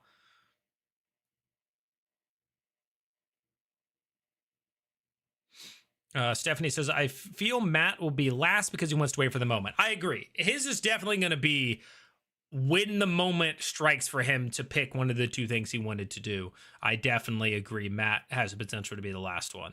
Unless that moment comes earlier, right? We just don't know. Caden says, Octus could be the son of Mercy if they just put some filament in him. But that prophecy's already been done. I love that sort of thing there where the Clive being like, my mom's name is Mercedes. Like, it's not even really Mercy, it's Mercedes. Murican asks everybody, he says, what do you guys think changed in the world recently that put the Taconis into action? Answer his question, chat. Dealing and Fish says, what's your opinion on magical that are specific to certain beings? These swords that can kill a god, show serious damage to any lower being. Yeah, so that's been very interesting to me, how it's like, oh, these masks kill a god, but then they're just like level 3 warlocks. Oh, these blades could kill a god, but like, you know, whatever. This could do that, but you know, yeah, I don't know. But maybe they are really powerful, the other things. And maybe the Pariah Blade is like a leveled up powerful weapon. We just haven't seen it wielded by anybody. So it's possible. Nikki says, what if there's a faction trying to resurrect the gods? Velos would come to mind, but any houses that want to bring back that. I don't know if the houses do, but there are definitely people out there who want the gods back. Jimmy says, Velos makes most sense to me. Nurse Jojo agrees, says Ashley.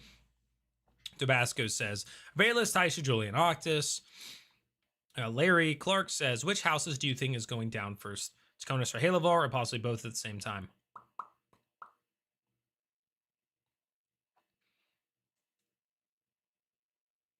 That's a good question. Right now, Taconis is more in line of sight. I will say that. But you don't have to, like, kill the Halavars. You just have to make everybody know that their religion is a fraud. Right? One, you need to defeat. Like, they are going to fight you tooth and nail this life and the next. The other one, you just have to let everybody know that they're frauds. So. Zenwalk says, love the show. Great to have something to watch a couple hours before the episode. Keep it up. Thank you very much, Zenwalks. Really appreciate that. I'm glad you enjoy it. Hope everybody's enjoying it. I will use that as my chance to say, if you are liking this, you want more of it, you want to support it, give this a thumbs up. There's the thumbs up button down below. Click that thumbs up button and type something in the chat. Because that tells YouTube that it's engaging and people like it, yada, yada, yada. So definitely consider engaging with the stream in some way. If you're on TikTok, double tap the screen. Other things, my Discord is linked in the description below. We have a Critical Role live chat channel. So during the episode, we talk about it. Oh, what just happened? What was that? Who was that? Oh, that was so cool. Those sorts of things are all in there while it's happening. Also, I am doing this full time currently as a content creator on TikTok, YouTube, Instagram, all that sort of stuff. And so if you want to support me, and the best way to do that, becoming a member here on YouTube. It's like $5 a month. Supports that. Subscribing to my Patreon, which is linked down below, also helps with that.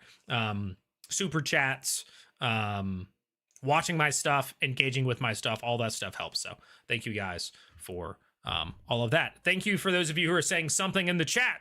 Sleep Starved, Jaden, Biko, and Astri. Something back at you. All right. Let me now catch up. Sinwalk, once again, thank you. I'm glad you're enjoying the show.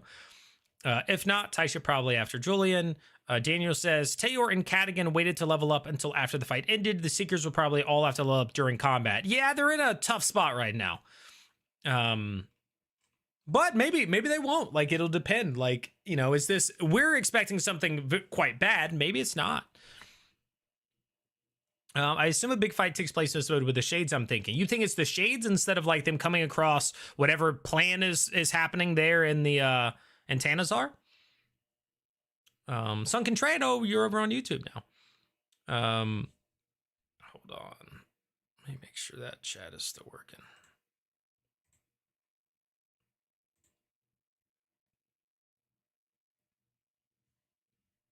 Thank you to everybody who's still typing something in the chat. I appreciate that.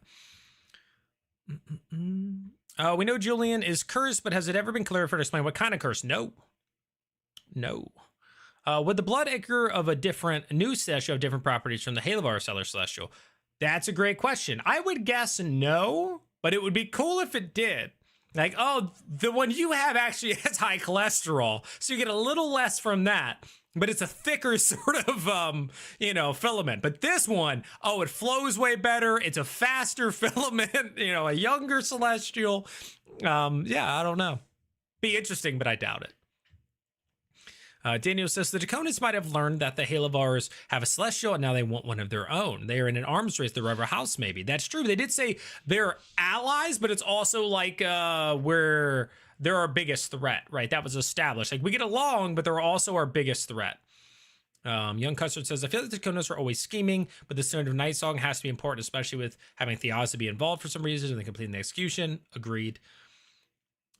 Jimmy says, I think Theosophy found something that the Draconis know about, so they are on the move of some... That could also be what prompted that to happen. Mitchell says, the part of Matt deciding not to look at his HP rolls because he is multi-class and it's to know which class he is going to take is also intriguing. If you were Matt, would you take Fighter or Rogue? Fighter. I think Fighter, getting a subclass first. Because again, what is he getting in Rogue at second level? He's getting, unless you really want your subclass of Rogue, in which case you're taking the next two in it, you're taking your Fighter and getting that, and then you get your freaking cunning actions the next time you level up if you really want to. But now you're then at that level, you're going to be battling against taking fourth level in Fighter and getting feat or ASI or just taking a second level in Rogue, right? It's always the toughness of multi-classing is you're always giving something up to try to get something else and like weighing it out, because sometimes it's like, well, you got to commit to 2 levels in this to get the thing that's worth getting. So yeah. Daniel says, I think Halavar goes down first because Wick is also gunning for them. Yeah, well, that's, yeah, exactly. With that, the idea of him being able to say like, my house is a lie, that sort of thing. And then now I got to the part where somebody said something in the chat, something here. Thank you guys. I agree with Custer. Might have to do with the Yazi seal in the stone. Maybe the Draconis didn't want the smoke with the Sisters of Salandry. Also possible. Edmund, thank you for saying something. I think the bird Theozi saw was a druid involved with Draconis or the gods somehow. Ooh, that would be interesting. Yeah, I could see that for sure. Where he saw that and then there was that look in his eye where he was like, oh crap. Yeah, but he saw a falcon. So I'm intrigued as to why somebody would take the shape of the thing that like he kind of stood for, the whole Falcon's rebellion and all that. Something, woo! Thanks, Doubt. Ashley says, remind me, tonight is the last episode of the Seeker's Table. That's what we were led to believe, because 2 episodes ago he said there's 2 episodes left. He, can't predict the future. So maybe something takes too long, because again, I think the soldiers were only supposed to be 6 episodes and they went 7 because that episode went really long. So I think it's supposed to be the last episode. Will it actually be? We'll find out tonight. But it is supposed to be the last episode with the Seekers. Cog General, thanks for saying something. Tabasco said sometimes. Nathan says, love the show. Can't wait to see the moment all the tables reunite in some way. The catching up will be insane. That will be really cool. Yamato, thank you for the heart. Stanley, hello, welcome in. The Area of Eternal Night, would this be a great place for a vampire? Yeah, I'd say so. As long as the undead don't also want to kill the vampire. But definitely, I mean, it's just nighttime all the time, dude. He's living his best life. Absolutely, Stanley. Young Cursor says, Uncanny Dodge also conflicts with his bonus action attack, which should also bog down action comp. He goes with Echo Knight. Oh, wait. Uncanny Dodge takes up a reaction, right? So it wouldn't mess with his bonus action attack, but his offhand, his bonus action offhand would get messed up if that's what you're thinking. And unless you meant not Uncanny Dodge, the bonus action, I've said the word 13 times in this stream, and now I can't remember. Cunning actions, then yes, that would conflict. Cunning action versus his bonus action attack. Reburnett, sorry I'm late, forgot. Wow, Midnight Early Access started today, been playing it. Oh, I was too, Reed. I only got to level 81 though, before I had to cut it all off and come do this. Trust me, I'm a WoW guy too, so I want to be playing it right now, but I also want to be doing this. And I'm choosing responsibility over gaming. So I'm here doing this with you guys, trying to work on my brand and grow my business, So the matter, yeah, no, it's all good. It's all good. And the YouTube level up, they're recording both episodes. Is that episode in this one, or is it tonight's and the following? I think it's last episode in this one, or else they wouldn't be able to level up tonight because it was recorded after, right? If that makes sense. So I want to say it's this way. Batson, yeah. But Julian is going to take a level in. I have not done a poll. I could do a poll for that. Sure, why not? Let me remember how. Start a poll. What will Julian level up in? Fighter, rogue. I'm going to add a third option.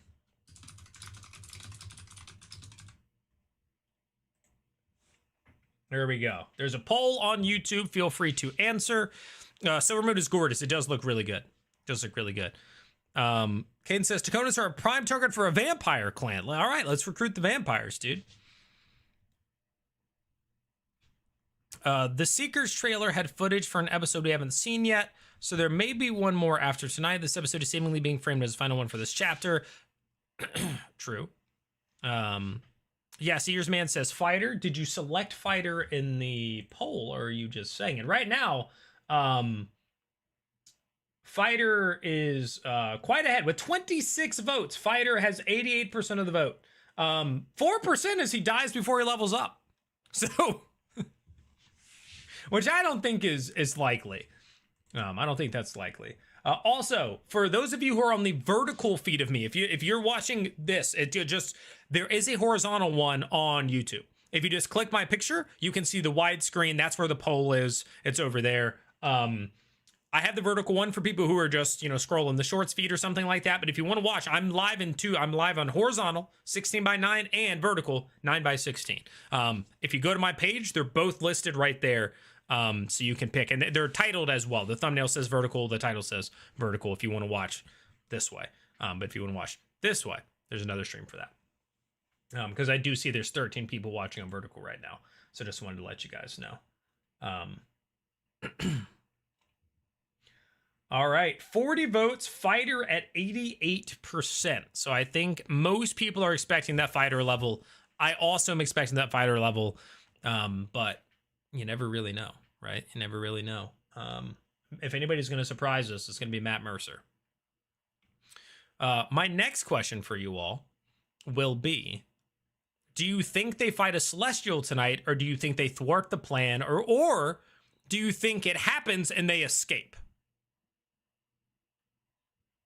That's it. Do you think they fight a Celestial? Do you think they thwart the plan, or do you think that they escape? Do you stream WoW on Twitch? I did. I streamed WoW on everything when I was playing it during the War Within. I plan on streaming it now that there's the new expansion and all that. I would love to stream it everywhere. The problem is YouTube will then probably hurt me because all of the, I do most of my live streams right now are just these Critical Role pre-shows. So if I then go live with WoW and nobody goes and watches it, then YouTube will probably not show my stuff. So I want to stream it everywhere, but it's risky because algorithms suck. So there's that. I really think Matt has to roll a new character. This one is super stiff. Really, Argus? You don't like Julian? I've enjoyed Julian quite a bit. And I like that he's a contrast to the rest. I think he's a great contrast. I've enjoyed the Seekers quite a bit for the world building. There's been a lot of world building. Cog says, good call out. Horizontal on my phone and verticals on Apple TV. Hey, nice. Let's go, Cog. Heck yeah. JMO says, Echo Knight. Yeah, that's what we're expecting. All right, so as of right now, 48 votes, 85% fighter, 10% rogue, 4% dies before he levels up. Escape mix for best drama. Okay. Dr. Caliban said, I was stated that the god supported killing all the orcs for rebellion and offered to turn a seventh of the people into orcs to preserve balance. And that was what people objected to. The schemers will probably flesh out the politics and family connections in this world. I could see that. I feel like it'll either be thwart or escape. Okay. Candlegal says escape. Cade Williams says, I think the fighter level just because Matt needs to survive. I also think it's going to be an escape, hopefully with Alligar. I'm thinking escape. Okay. So we're thinking that there is going to be the summoning of a Celestial and the group's just going to escape. My guess is that they have to fight Takona sorcerers, so I think they'll be interrupting a ritual. Okay, so you think they're going to thwart the plan, or at least try to. Nathan says, I think they fall into it in a tragic sense. We may just be left with the cliffhanger of watching one be born. Ah. Larry Clark says, I feel they are going to fight Takonas via Celestial that they possibly have hidden. Rugger says escape. Reed says, we'll try to support you with that as well. As for tonight, think they learned some more juicy lore tidbits and have a smaller fight, probably with some undead or Takonas. Well, they're there now. I mean, they're in Tannesar where this stuff is supposed to happen, and they've already come across a bunch of bodies of the group that they're there searching for. So a small fight would be surprising to me.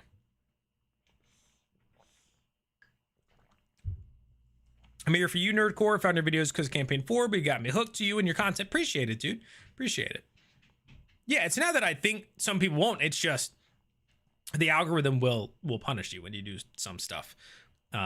So it's like having a channel that's mostly Critical Role and D&D. Even some D&D stuff doesn't do as well because not everybody who likes Critical Role cares about the actual game. And so the problems with algorithms is a lot of times they put you in a bucket. And so you almost need an entirely new channel to talk about anything else, or else you hurt your own, right? Because it's algorithm based. They try to push it out to your subscribers. Your subscribers don't want to watch World of Warcraft. They like Critical Role. So then they take you out of that bucket. And then when you post something else about Critical Role, now it's harder to get those same people because the algorithms already determined they want to watch it's terrible. But it is what it is. That's not what we're here for. Julian is designed to be an abrasive character. That's what makes him interesting. Yeah, he's a big contrast to the rest of the group. And I think he's very interesting. I like Octus as a character, but I also find him very exhausting at the same time. A little of him goes along. I agree with that, Scott. I agree with your take. I think Octus is unique. He's cool. There's interesting parts of him. I think too much of him and what has happened to him has been rehashed.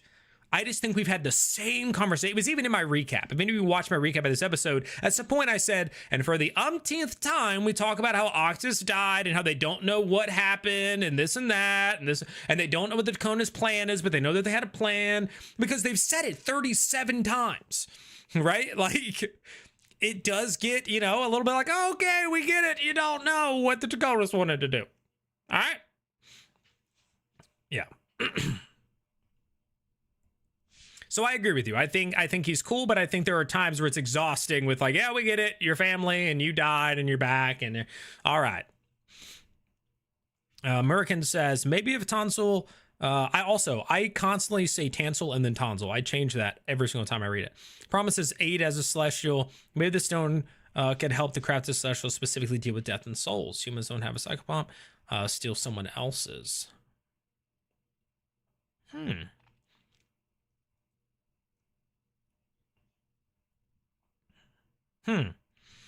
Daniel says, Julian is anything but stiff. He is quite the bon vivant, according to what we learned at Castle Torch. Yeah, that's true. I don't know if I'd say he's stiff. He's stern about some things. He's aggressive. Stiff might not be the right word. Nikki says, Julian is great because he has room to grow as a character who will likely pick fighter. It makes the most sense to get his subclass. Agreed. I'm not sure if I'm a Julian fan or just wildly in love with Matt, a sarcastic, snobby. No. Yeah, I mean, I think both can be true. 8 minutes ago, the poll started. We're going to leave it up till 10 minutes, but it seems very clear at 55 votes at 87% on the fighter. But we'll leave it up for these last 2 minutes of just to hit 10 minutes on that. Julian is the infancy of a big arc. The question is if he grows into a better person or further falls into his despair, bitterness from his men decided throughout the campaign. It definitely seems he's going in the direction of a better person. I think we've already seen strokes of that. However, there's also the chance that something happened, right? Maybe they find out the Golden Orchard did fall and his mom and sister are gone, right? Then that changes things. That makes him even more angry and more upset. Maybe Lady Aranessa dies, right? Then he's even, right? So there are breaking points. So we may get this thing where he's like building up, he's becoming better. It seems like he's opening up, and then something happens and it just kind of messes things up. His algorithms for the boot of any good creed. Yeah, that's just the way it is, Jay. And I've dealt with him for a long time on various things. Stiff is probably a great word for Julian at Castle Torch. Oh, man. Factual, Jason. Stiff is probably a great word for Julian at Castle Torch. That's good. That is very good. Mitchell says, I think any possible romance with Julian will follow the love helps reform the ultra playboy trope. I could see that, yeah. Nathan says, are we thinking the gods are like dead, as in just physically like Sauron from Lord of the Rings, or could we see a brand new sun god? I lean more towards the first one, but that's only because the sun god said, like, you know, hey, the sun will always come out, like dawn will always come, that sort of thing. But that could mean in the form of something else, so maybe not the same. Jaden, thank you for the $2 super chat. Says, take my money. This will show that pesky algorithm. Thank you for your money. Thank you for that $2 super chat. I appreciate that. Daniel says, if Julian has no family left, he is going to go off the rails. I think it's completely possible. Yeah. I mean, Matt's pigeonholing himself with Julian. I might just miss the more involved or charismatic Matt, but he's been charismatic as Julian with like NPCs and in some interactions. And he's also been charismatic, just not in the friendly way. Charismatic is being a very capable speaker and communicator. And Julian has been that, sometimes even when he's being rude. His clapback against Octus, his clapback against, like, he's had some great lines of dialogue that are charismatic. They're well spoken, they're well placed, they're well timed. It's just not in the super friendly, awesome, I'm, you know, a ray of sunshine way, because that's not where he's coming from. He's coming from this place of he felt wronged, and he felt like his family, like his father messed things up at a point, and he had a tougher upbringing and stuff like that. And so he's playing us through an arc. And I personally support that. I like the idea of getting to see characters change and grow throughout a story versus like what you get in the beginning is what you're going to get at the end. And I think Matt is trying to give us that. depending on where the pieces fall throughout the story, how the cookie crumbles, if you will. Young Custer says 100%. I also wish Taisha would be a bit more receptive to Julian fighting all of his instincts, so choosing to apologize or own up to his mistakes. They've had some moments. I could see, yeah, that, you know, they've had a moment or two where they've expressed like, okay, well, hey, I appreciate the things you've done too, you know, whatever. But if you're saying, like you want her to acknowledge even further, that's fair. Scott says, I do not know that I want a romance arc with Julian. Right now, it does not really seem to fit. Could change, but kind of like that snotty little thing is going on. Yeah, also, it's so early for romance arcs. I mean, yeah, you know, people can fall in love whenever they fall in love sort of thing, but it's like, guys, we're barely into this campaign. Like, some of these characters, we don't even really know their personality all that well yet, you know? So, yeah. Daniel says, if Alligar doesn't make it, Taisha is also going to be on a rampage. Agreed. She and Julian might find common cause in the pursuit of vengeance. Yeah, or she just joins his cause. So he's already on a vengeance roll, right? So you have that already, and now she feels the same, and now they unite over that shared vengeance. Under the authority of revenge, another, again, great line from him. I absolutely loved that. Are you here for the council or the path of the ancients? Here for revenge, brother. Julian is like a Game of Thrones character, Lannisters in particular. I could see that comparison. Jaden says, we don't need a romance arc with Julian, we need more sleazy energy. Totally fair. Gand says, I love the dynamic Julian brings to the party. I agree. I totally love it. Again, I like when people are different. I wish Ashley's Valus would have stuck more to her, like, very brooding to herself, I have one goal in mind, longer. But she gave it up soon as they were like, oh, here's the night song. She was like, sick. What's up, guys? I'm your buddy. Let's work together. I want to hang out with you. I want to protect you. Because I love that she came in with this sort of like distant, like I'm this ancient elf, you know, warrior sort of personality. And then Julian had his, and then like you had, it was just different. You know, there were people coming in with very different approaches. Dr. Caliban says, theory, they needed Octus's heart for the Celestial replaced with Night Song to make the Celestial a psychopomp. Yeah, so I was wondering about the Night Song, so I'd love to see some theories about why that was a role in that. Yo, Famine, what's up? Charisma also plays towards intimidation. Agreed. People keep joking about Octus being like Taisha's son, but maybe he will end up being the only son she has left. Ooh, right in the feels. VP or VPelno, I mean, you can feel the way you feel, brother. I disagree with you. I don't think Abria sucks. But if you don't like her gameplay, that's on you. I don't think you have to tell the world about it, but you know. In other campaigns, it took years for player romances to develop. That's what I'm saying. Like, I don't think it needs to happen super quickly. Let me close the poll. All right, we are closing at 15 minutes. 79% say fighter, 15% say rogue, and 6% say he dies before he ever levels up.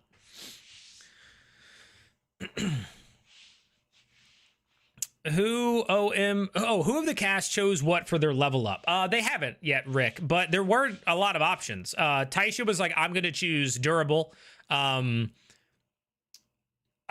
it was between Shadow Touched and one other thing. They didn't have a bunch of options like the soldiers did. I feel like the soldiers just had a ton of options, and these guys didn't.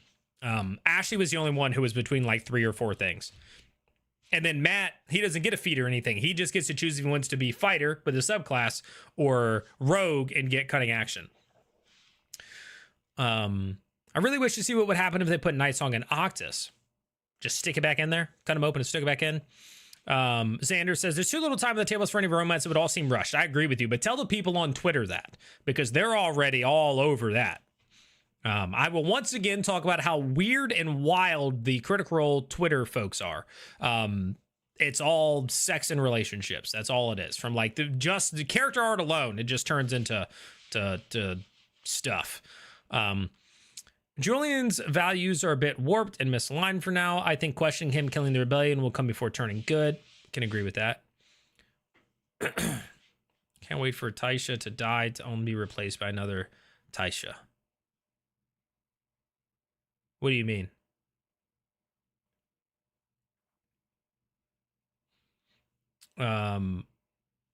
Now that I think about it, Julian reminds me a lot of Scalen from Vox Machina, hothead playboy with deep wounds, and eventually become a fan favorite PC. I think a lot of people already love him a lot, but yeah, I mean, Scalen was a whole different beast. Scalen was super unique. I think it's meant to be Jaime Lannister, hopefully minus the sister boning with sprinkles of Montoya. I think he is just meant to be someone who comes around, but she is already, yeah, exactly. My least favorite character is Taisha. That could be some out of character stuff for me though. So not fully fair on my part. It's preferences for RP style, I guess. There are 100% preferences for RP style. Wick and Taylor code open tonight. No, I think it's gonna be Murray. I agree. I think Velos lost the otherworldliness, and the more she broods, the greater contrast we have in her flashbacks and trances, which in turn lets the audience emphasize with it. Exactly. I think it fit, especially once we got to see how pleasant and loving and fun her past was. To see her in a new state like she was in the first 3 episodes or whatever were super cool. But then she just kind of turned all that off. I love how into it Abria gets to combat hate. Yeah, so I think people 100% over exaggerate anything she does. They overreact to it because they're looking for it. And if people stopped looking for it so much, if they stopped staring at her while they played, and if they just were able to just reset, I don't think it would be anywhere close to as bad as they make it out to be. She is reactionary. She's reactionary, meaning when other people do stuff, but that doesn't hurt anybody, right? Like her face changing and being excited about something doesn't hurt anybody. So it's people, they search for stuff. It's okay if you don't love some of the RP stuff, but some people, you go way overboard. You are hating for the sake of hating at this point, and it's obnoxious. She does not always interrupt. Everybody at that table interrupts sometimes. Everybody. Every single person at the table does it sometimes, but you're looking for one person, and therefore you will find that one person. If you look for something to be upset about, you will find it. That is it. And I will no longer be discussing anything to do with that because that's not what we're doing here. Twitter's for other stuff. Yeah, I mean, people can ship and do all that if they want to. I just find that sometimes I get in there and people are like, again, before last week, people were like posting stuff saying like 100% Julian and Taisha have sexual tension. And I was like, in what world? Like, what? Like, people just be making stuff up. I really don't need any romance in the campaign. I don't need romance either. Like I don't, but I don't mind it. Like I don't mind it, but I don't need it. Is the way I see it, kid. Though catting and hitting on Murray was pretty hot. We'll see where that goes. Are all the same personality? I haven't seen a bunch of her characters. I totally see Taisha. I'm losing my spot. Going dark on this campaign if she loses her son. I 100% agree. So her character's supposed to be super wise, but she seems lacking in role play, but you like her as a player. I think she's been wise at times, but it's also, I think we've been told to believe the Circle of the Ancients and her being on that path and all that sort of stuff is this big thing, but she's also probably lower on that totem pole because we met these other people who are like the elders and stuff like that. So I don't know. You're my cousin to Julian, which means literal or figurative. I think figurative. Did she say it to him? What subclass is Valus? I think we determined, somebody said she used Valve Enmity. So that would be Vengeance. Troy's also gives a gift of reaction that it was in terms of enterprise and storytelling. That's always a great thing. Yeah, I agree. Makes strong choices and definitely reacts to everybody. Valus seems to me from the interaction with Oz is that she wants to see it through as guidance and see firsthand what the stone can actually do. She seems to well, that's exactly like her thing right now is that. At times, I mean, yes, but you're always going to have moments where people interject and they don't interject, and somebody wanted it at that moment, somebody didn't want it at yeah.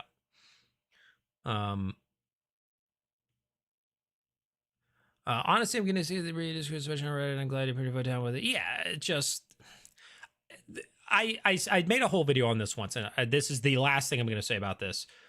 Do I think every person who doesn't enjoy Brie as much as the rest of the cast is a racist? No. Do I think they're all sexist? No. I think some people just don't vibe with the way she plays at a table. Just like I've sat at tables and I have not vibed with somebody else at that table. We just play two different games. Doesn't mean they're bad. Doesn't mean that's, we just play differently. And that's okay. Do I think some is rooted in that? Absolutely. But do I think most of the discourse is from people over focusing on it? Like they tune in to be like, what's she gonna do this week? Yes. And that's where I think they get it. And that's it. We're not talking about it anymore. You all talk about speculation with the 100 nightingales. We have not talked about the 100 nightingales. What do we think that's about, guys? What do we think that is about? So I don't understand where you're coming from. No more. Do you think that we will learn more yet about Takana's siblings this episode? We still got 3 unnamed siblings. Maybe one of them is the one doing the celestial thing. It's completely possible. Shipping is annoying. I don't mind shipping unless it's like forced upon people. It shouldn't be forced upon the cast, and it shouldn't be forced upon other people. If you want to believe that these two characters should be together, cool. But like, I saw people like in the Q&As, like the fireside chats, just constantly posting the same question about like trying to like asking a person to ship with a certain character, like trying to put it on the player, like, hey, get with this person, or people being like, hey, make your character be a lesbian, or hey, make your character be trans, or hey, make your character be. No, it's their character. Leave them alone. Like, it's okay if you want those things, cool, but leave them alone. That's just so odd to me. Like, do you want people showing up to your D&D game and be like, hey, make this character? No, man. Just odd. Even Matthew interrupted with a song last time. The Druids call everyone cousin. They do, but they all call it each other cousins. Playing Wisdom is weird. I wouldn't say that Piker Jester acted wisely. That's fair. Yeah, it is. It's tough. It's just like some people aren't charismatic and they have a high charisma character. Some people, for instance, I tend to consider myself rather charismatic. Okay. So it is hard for me to enjoy playing a character who's bad at talking because I like talking, if you can't tell. So it's tough for me. So I normally, even if I'm playing like a fighter, I'm going to have at least like a 12 charisma or something. Like I'm going to have a 10 plus, probably a 12 or more, because I want to be able to engage with persuasion rolls and deception rolls and intimidation rolls and to talk and not feel like I'm talking above what I should be talking. Right. So it can be tough. I'm making my way downtown. I really find it to make the ring browse. I think it's about more because there are only 4 people. Cool. V-Palno. Again, I'm just saying what I'm just saying. Late as usual, kind of sort of stopped watching the new campaign, just fizzled for me. It's all good, Buck. It's tough. And the Seekers to me were a slower. I will say for the first time, and I might even continue this because I kind of like it. Before, I was watching the entire episode after this. So I'd go out of this after talking nonstop for 2 hours. I'd jump into the episode and I'm taking notes the whole time, right? Because I got to do my recaps. The last 2 weeks, I've done probably about half of the episode, stopped, maybe watched something on Netflix or just go to sleep. And then I did it like the next day. I finished it. I enjoyed that way more.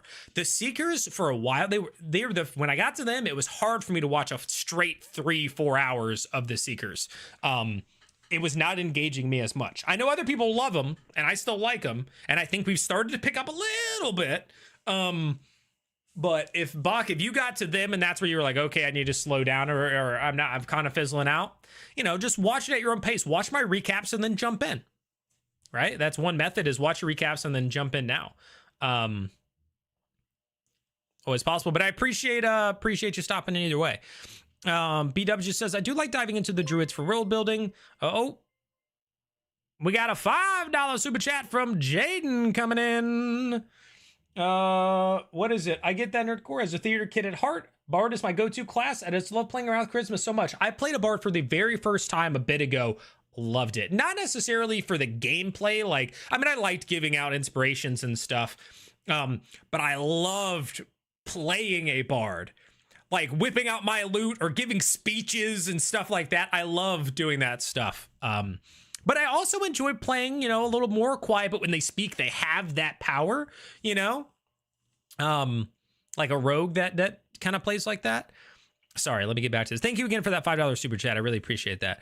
Druids for real better. They're definitely powerful in this world. Hanan seems to be up to something, though. Possible betrayal or goes after Octus. I think he's honest with him saying he's not doing that now, but he's going to be ready should a time come where he needs to. Yeah, the Druid spam calling people cousin, but it took me off guard because she did call him cousin. She said, you are my cousin, which is slightly different because it's probably figurative. Yeah, probably figurative. Can we put a bet on the next animal type we'll wild shape into? I mean, I can do a poll, but I can only list like 4 or 5 options, so I don't know if that's really worth doing. LOL.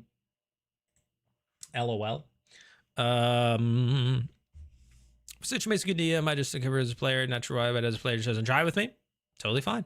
Just as make. Oh yeah, there we go. Are the nightingales of soldiers transformed, or do the birds represent their souls? I don't know. Yeah, so that was an interesting question. Because bones were left over, so like they were the banner, but so then it's like, wait, oh, were those old bodies or are they new bodies? Like the banner and all that stuff was there. And yeah, I'm very curious what caused the nightingales and stuff. Not gonna lie, I watched the episodes and your videos, and I love that.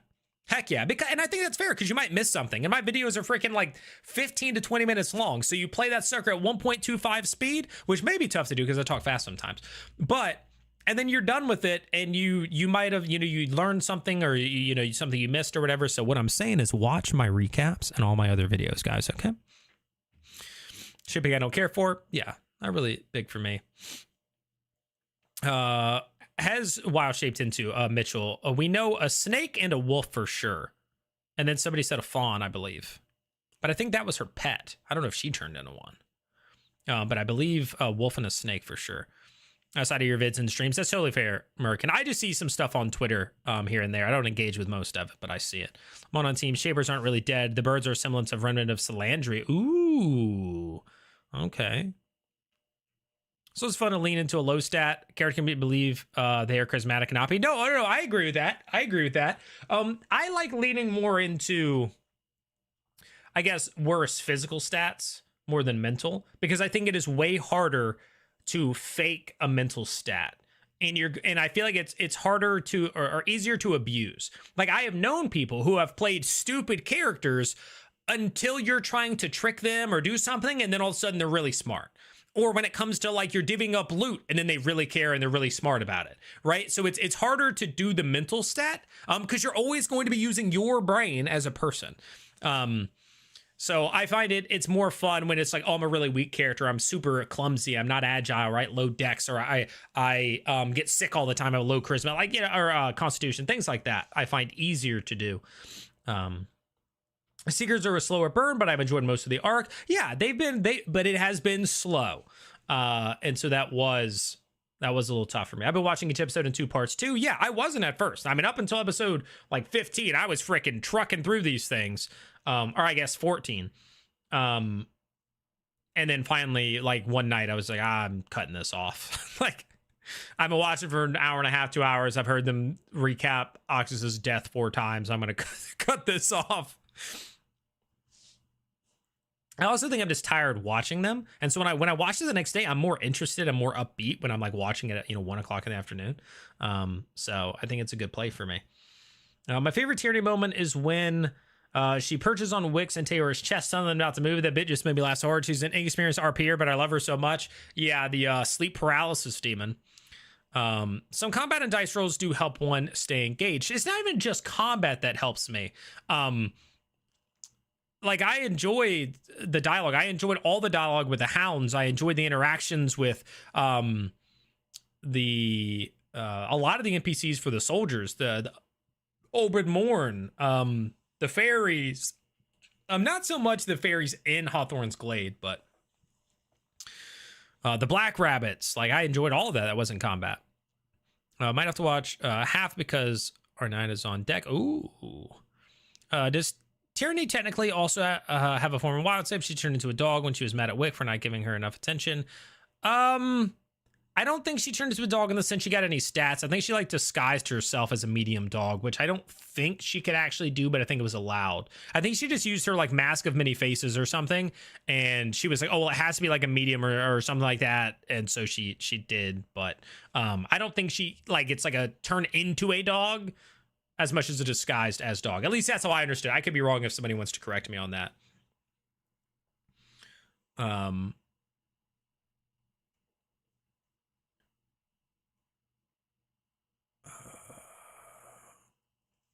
I'm so far behind on chat. Hold on.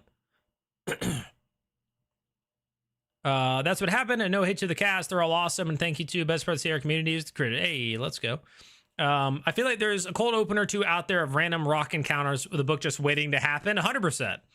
Kid says, I think the Seekers felt slower in the story arc than the soldiers because they left the Overture in such different places. The soldiers were chasing people down. Seekers are running from scary combat. Well, the Seekers were also seeking something. Right? They wanted to find out if Aligar was alive. They wanted to get away from the city. They wanted to find out if the Golden Orchard has fallen, right? They had goals too, but it was much slower. The dialogue was slower and it was repetitive. I mean, I've said that a lot. It was repetitive conversations. Just going over the same, yes, Octus died. Yes, this happened. Yes, so we don't know what the Gonas are doing. We don't just over and over and over and over and over and over. And that's where I was just like, okay. So it has been slow. It started, now we're getting new stuff, right? We're exploring, we're going to Tannesar, all that. This has been cool. We're getting lore, a ton of lore, stuff like that. It's been cool. Scott says, I do not believe the Shapers are gone. If mortals can kill a god, is it really a god? I think something else is going on that has not been revealed to us. Totally fair. Whipping out my loot. Phrasing.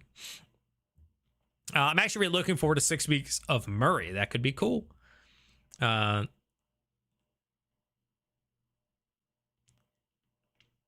I just realized I was the one who said whipping out my loot. And then you were saying, thank you again. I may have been sitting here giggling like a teenage boy over that. Sorry.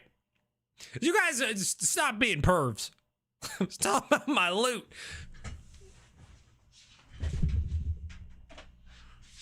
I'm talking about my loot, guys. Come on. I don't know if you guys ever saw this thing. This is a dice tray. So you take that and you slide that on. It's a dice tower dice tray. You slide that on, you pull this out, which is also a dice holder, and then you can drop dice in there. It is a loot that folds into a dice tower and dice tray. Yeah. Am I a nerd? Maybe.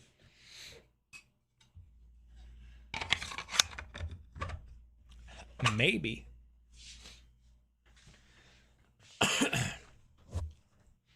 No, he whipped it out. I whipped out my loot and I showed it to you.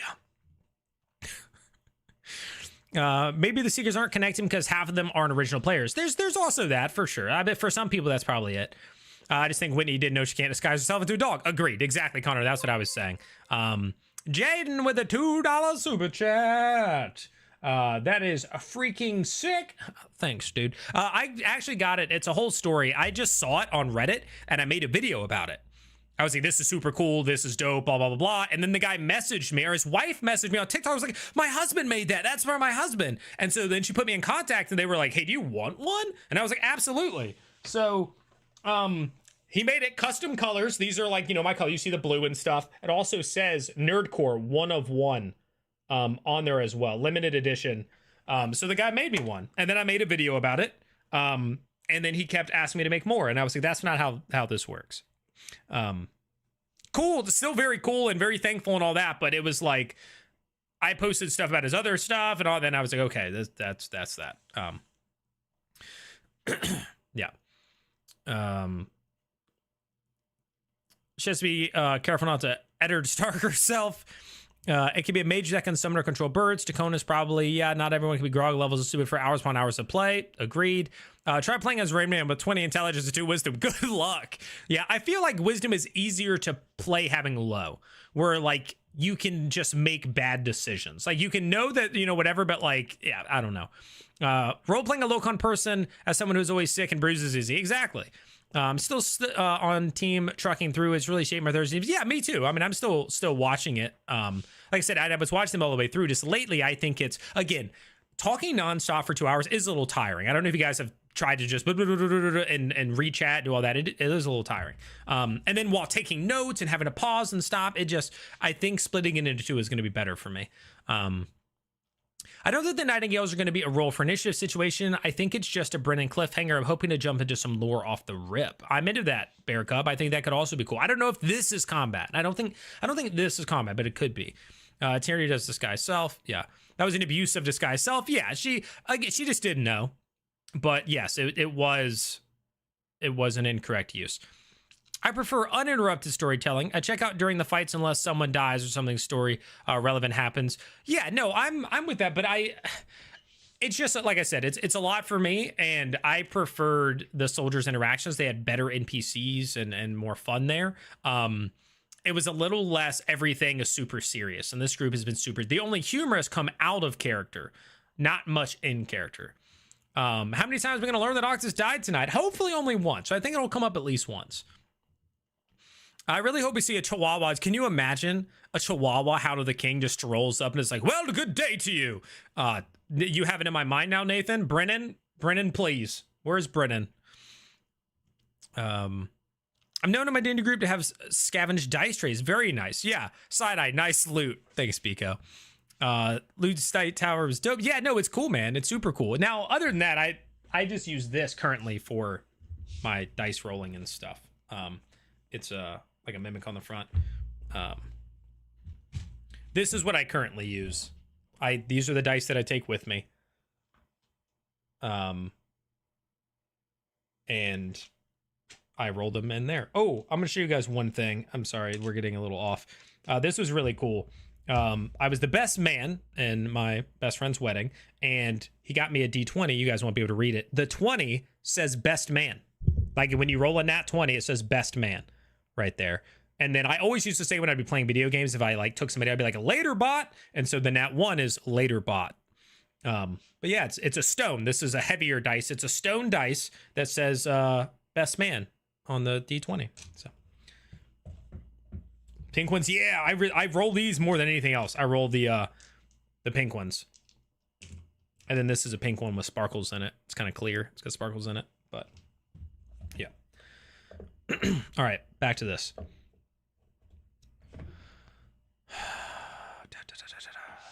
I do think for those of us who have been following Critical for a long time, this has been an adjustment. Change is always hard, 100%. What do you want to see in the conclusion of the arc? I just want a good amount of mystery and also like a real answer for what the Daconis is trying to do. Like we know Celestial, right? Like or at least we think they're trying to bring back a Celestial. Why? I would like that. Brandon says charisma is force of personality, which is why a goblin or an orc can have a high charisma. Doesn't mean you are nice, but it means you control the room when you speak. Agreed. Which is why I'm saying, like, you know, just because Julian is abrasive doesn't mean he's not charismatic. Snacks, hey, sounds good, Jason. Oh, we are over time. I normally end 4 minutes ago. Let me, real quick. Chihuahua, How to the King would be dope. Love that dice tower. Heck yeah. Stranger Revolutions. It's about that time. It's Thursday night. Thank you for the good pre-show. Yep. Thank you. Not stop talking is exhausting. Kills my, like moisture. But dying character deaths, all those marketing. This is a dangerous, deadly campaign. Yeah, I don't know if we'll get it in the first arc. Safe to say there'll be like different aspects of Critical Role, but we're drilling together in anticipation of tonight's episode. Y'all are awesome. Absolutely, Reed. Those pink ones. I love combat once. I won't watch combat more than once. A lot of time falls asleep during the combat. Have to watch. Yeah, for sure. Cool D20. Thank you. No Chihuahua. I just had about my Chewy dance. Oh, I'm sorry to hear that, Candle.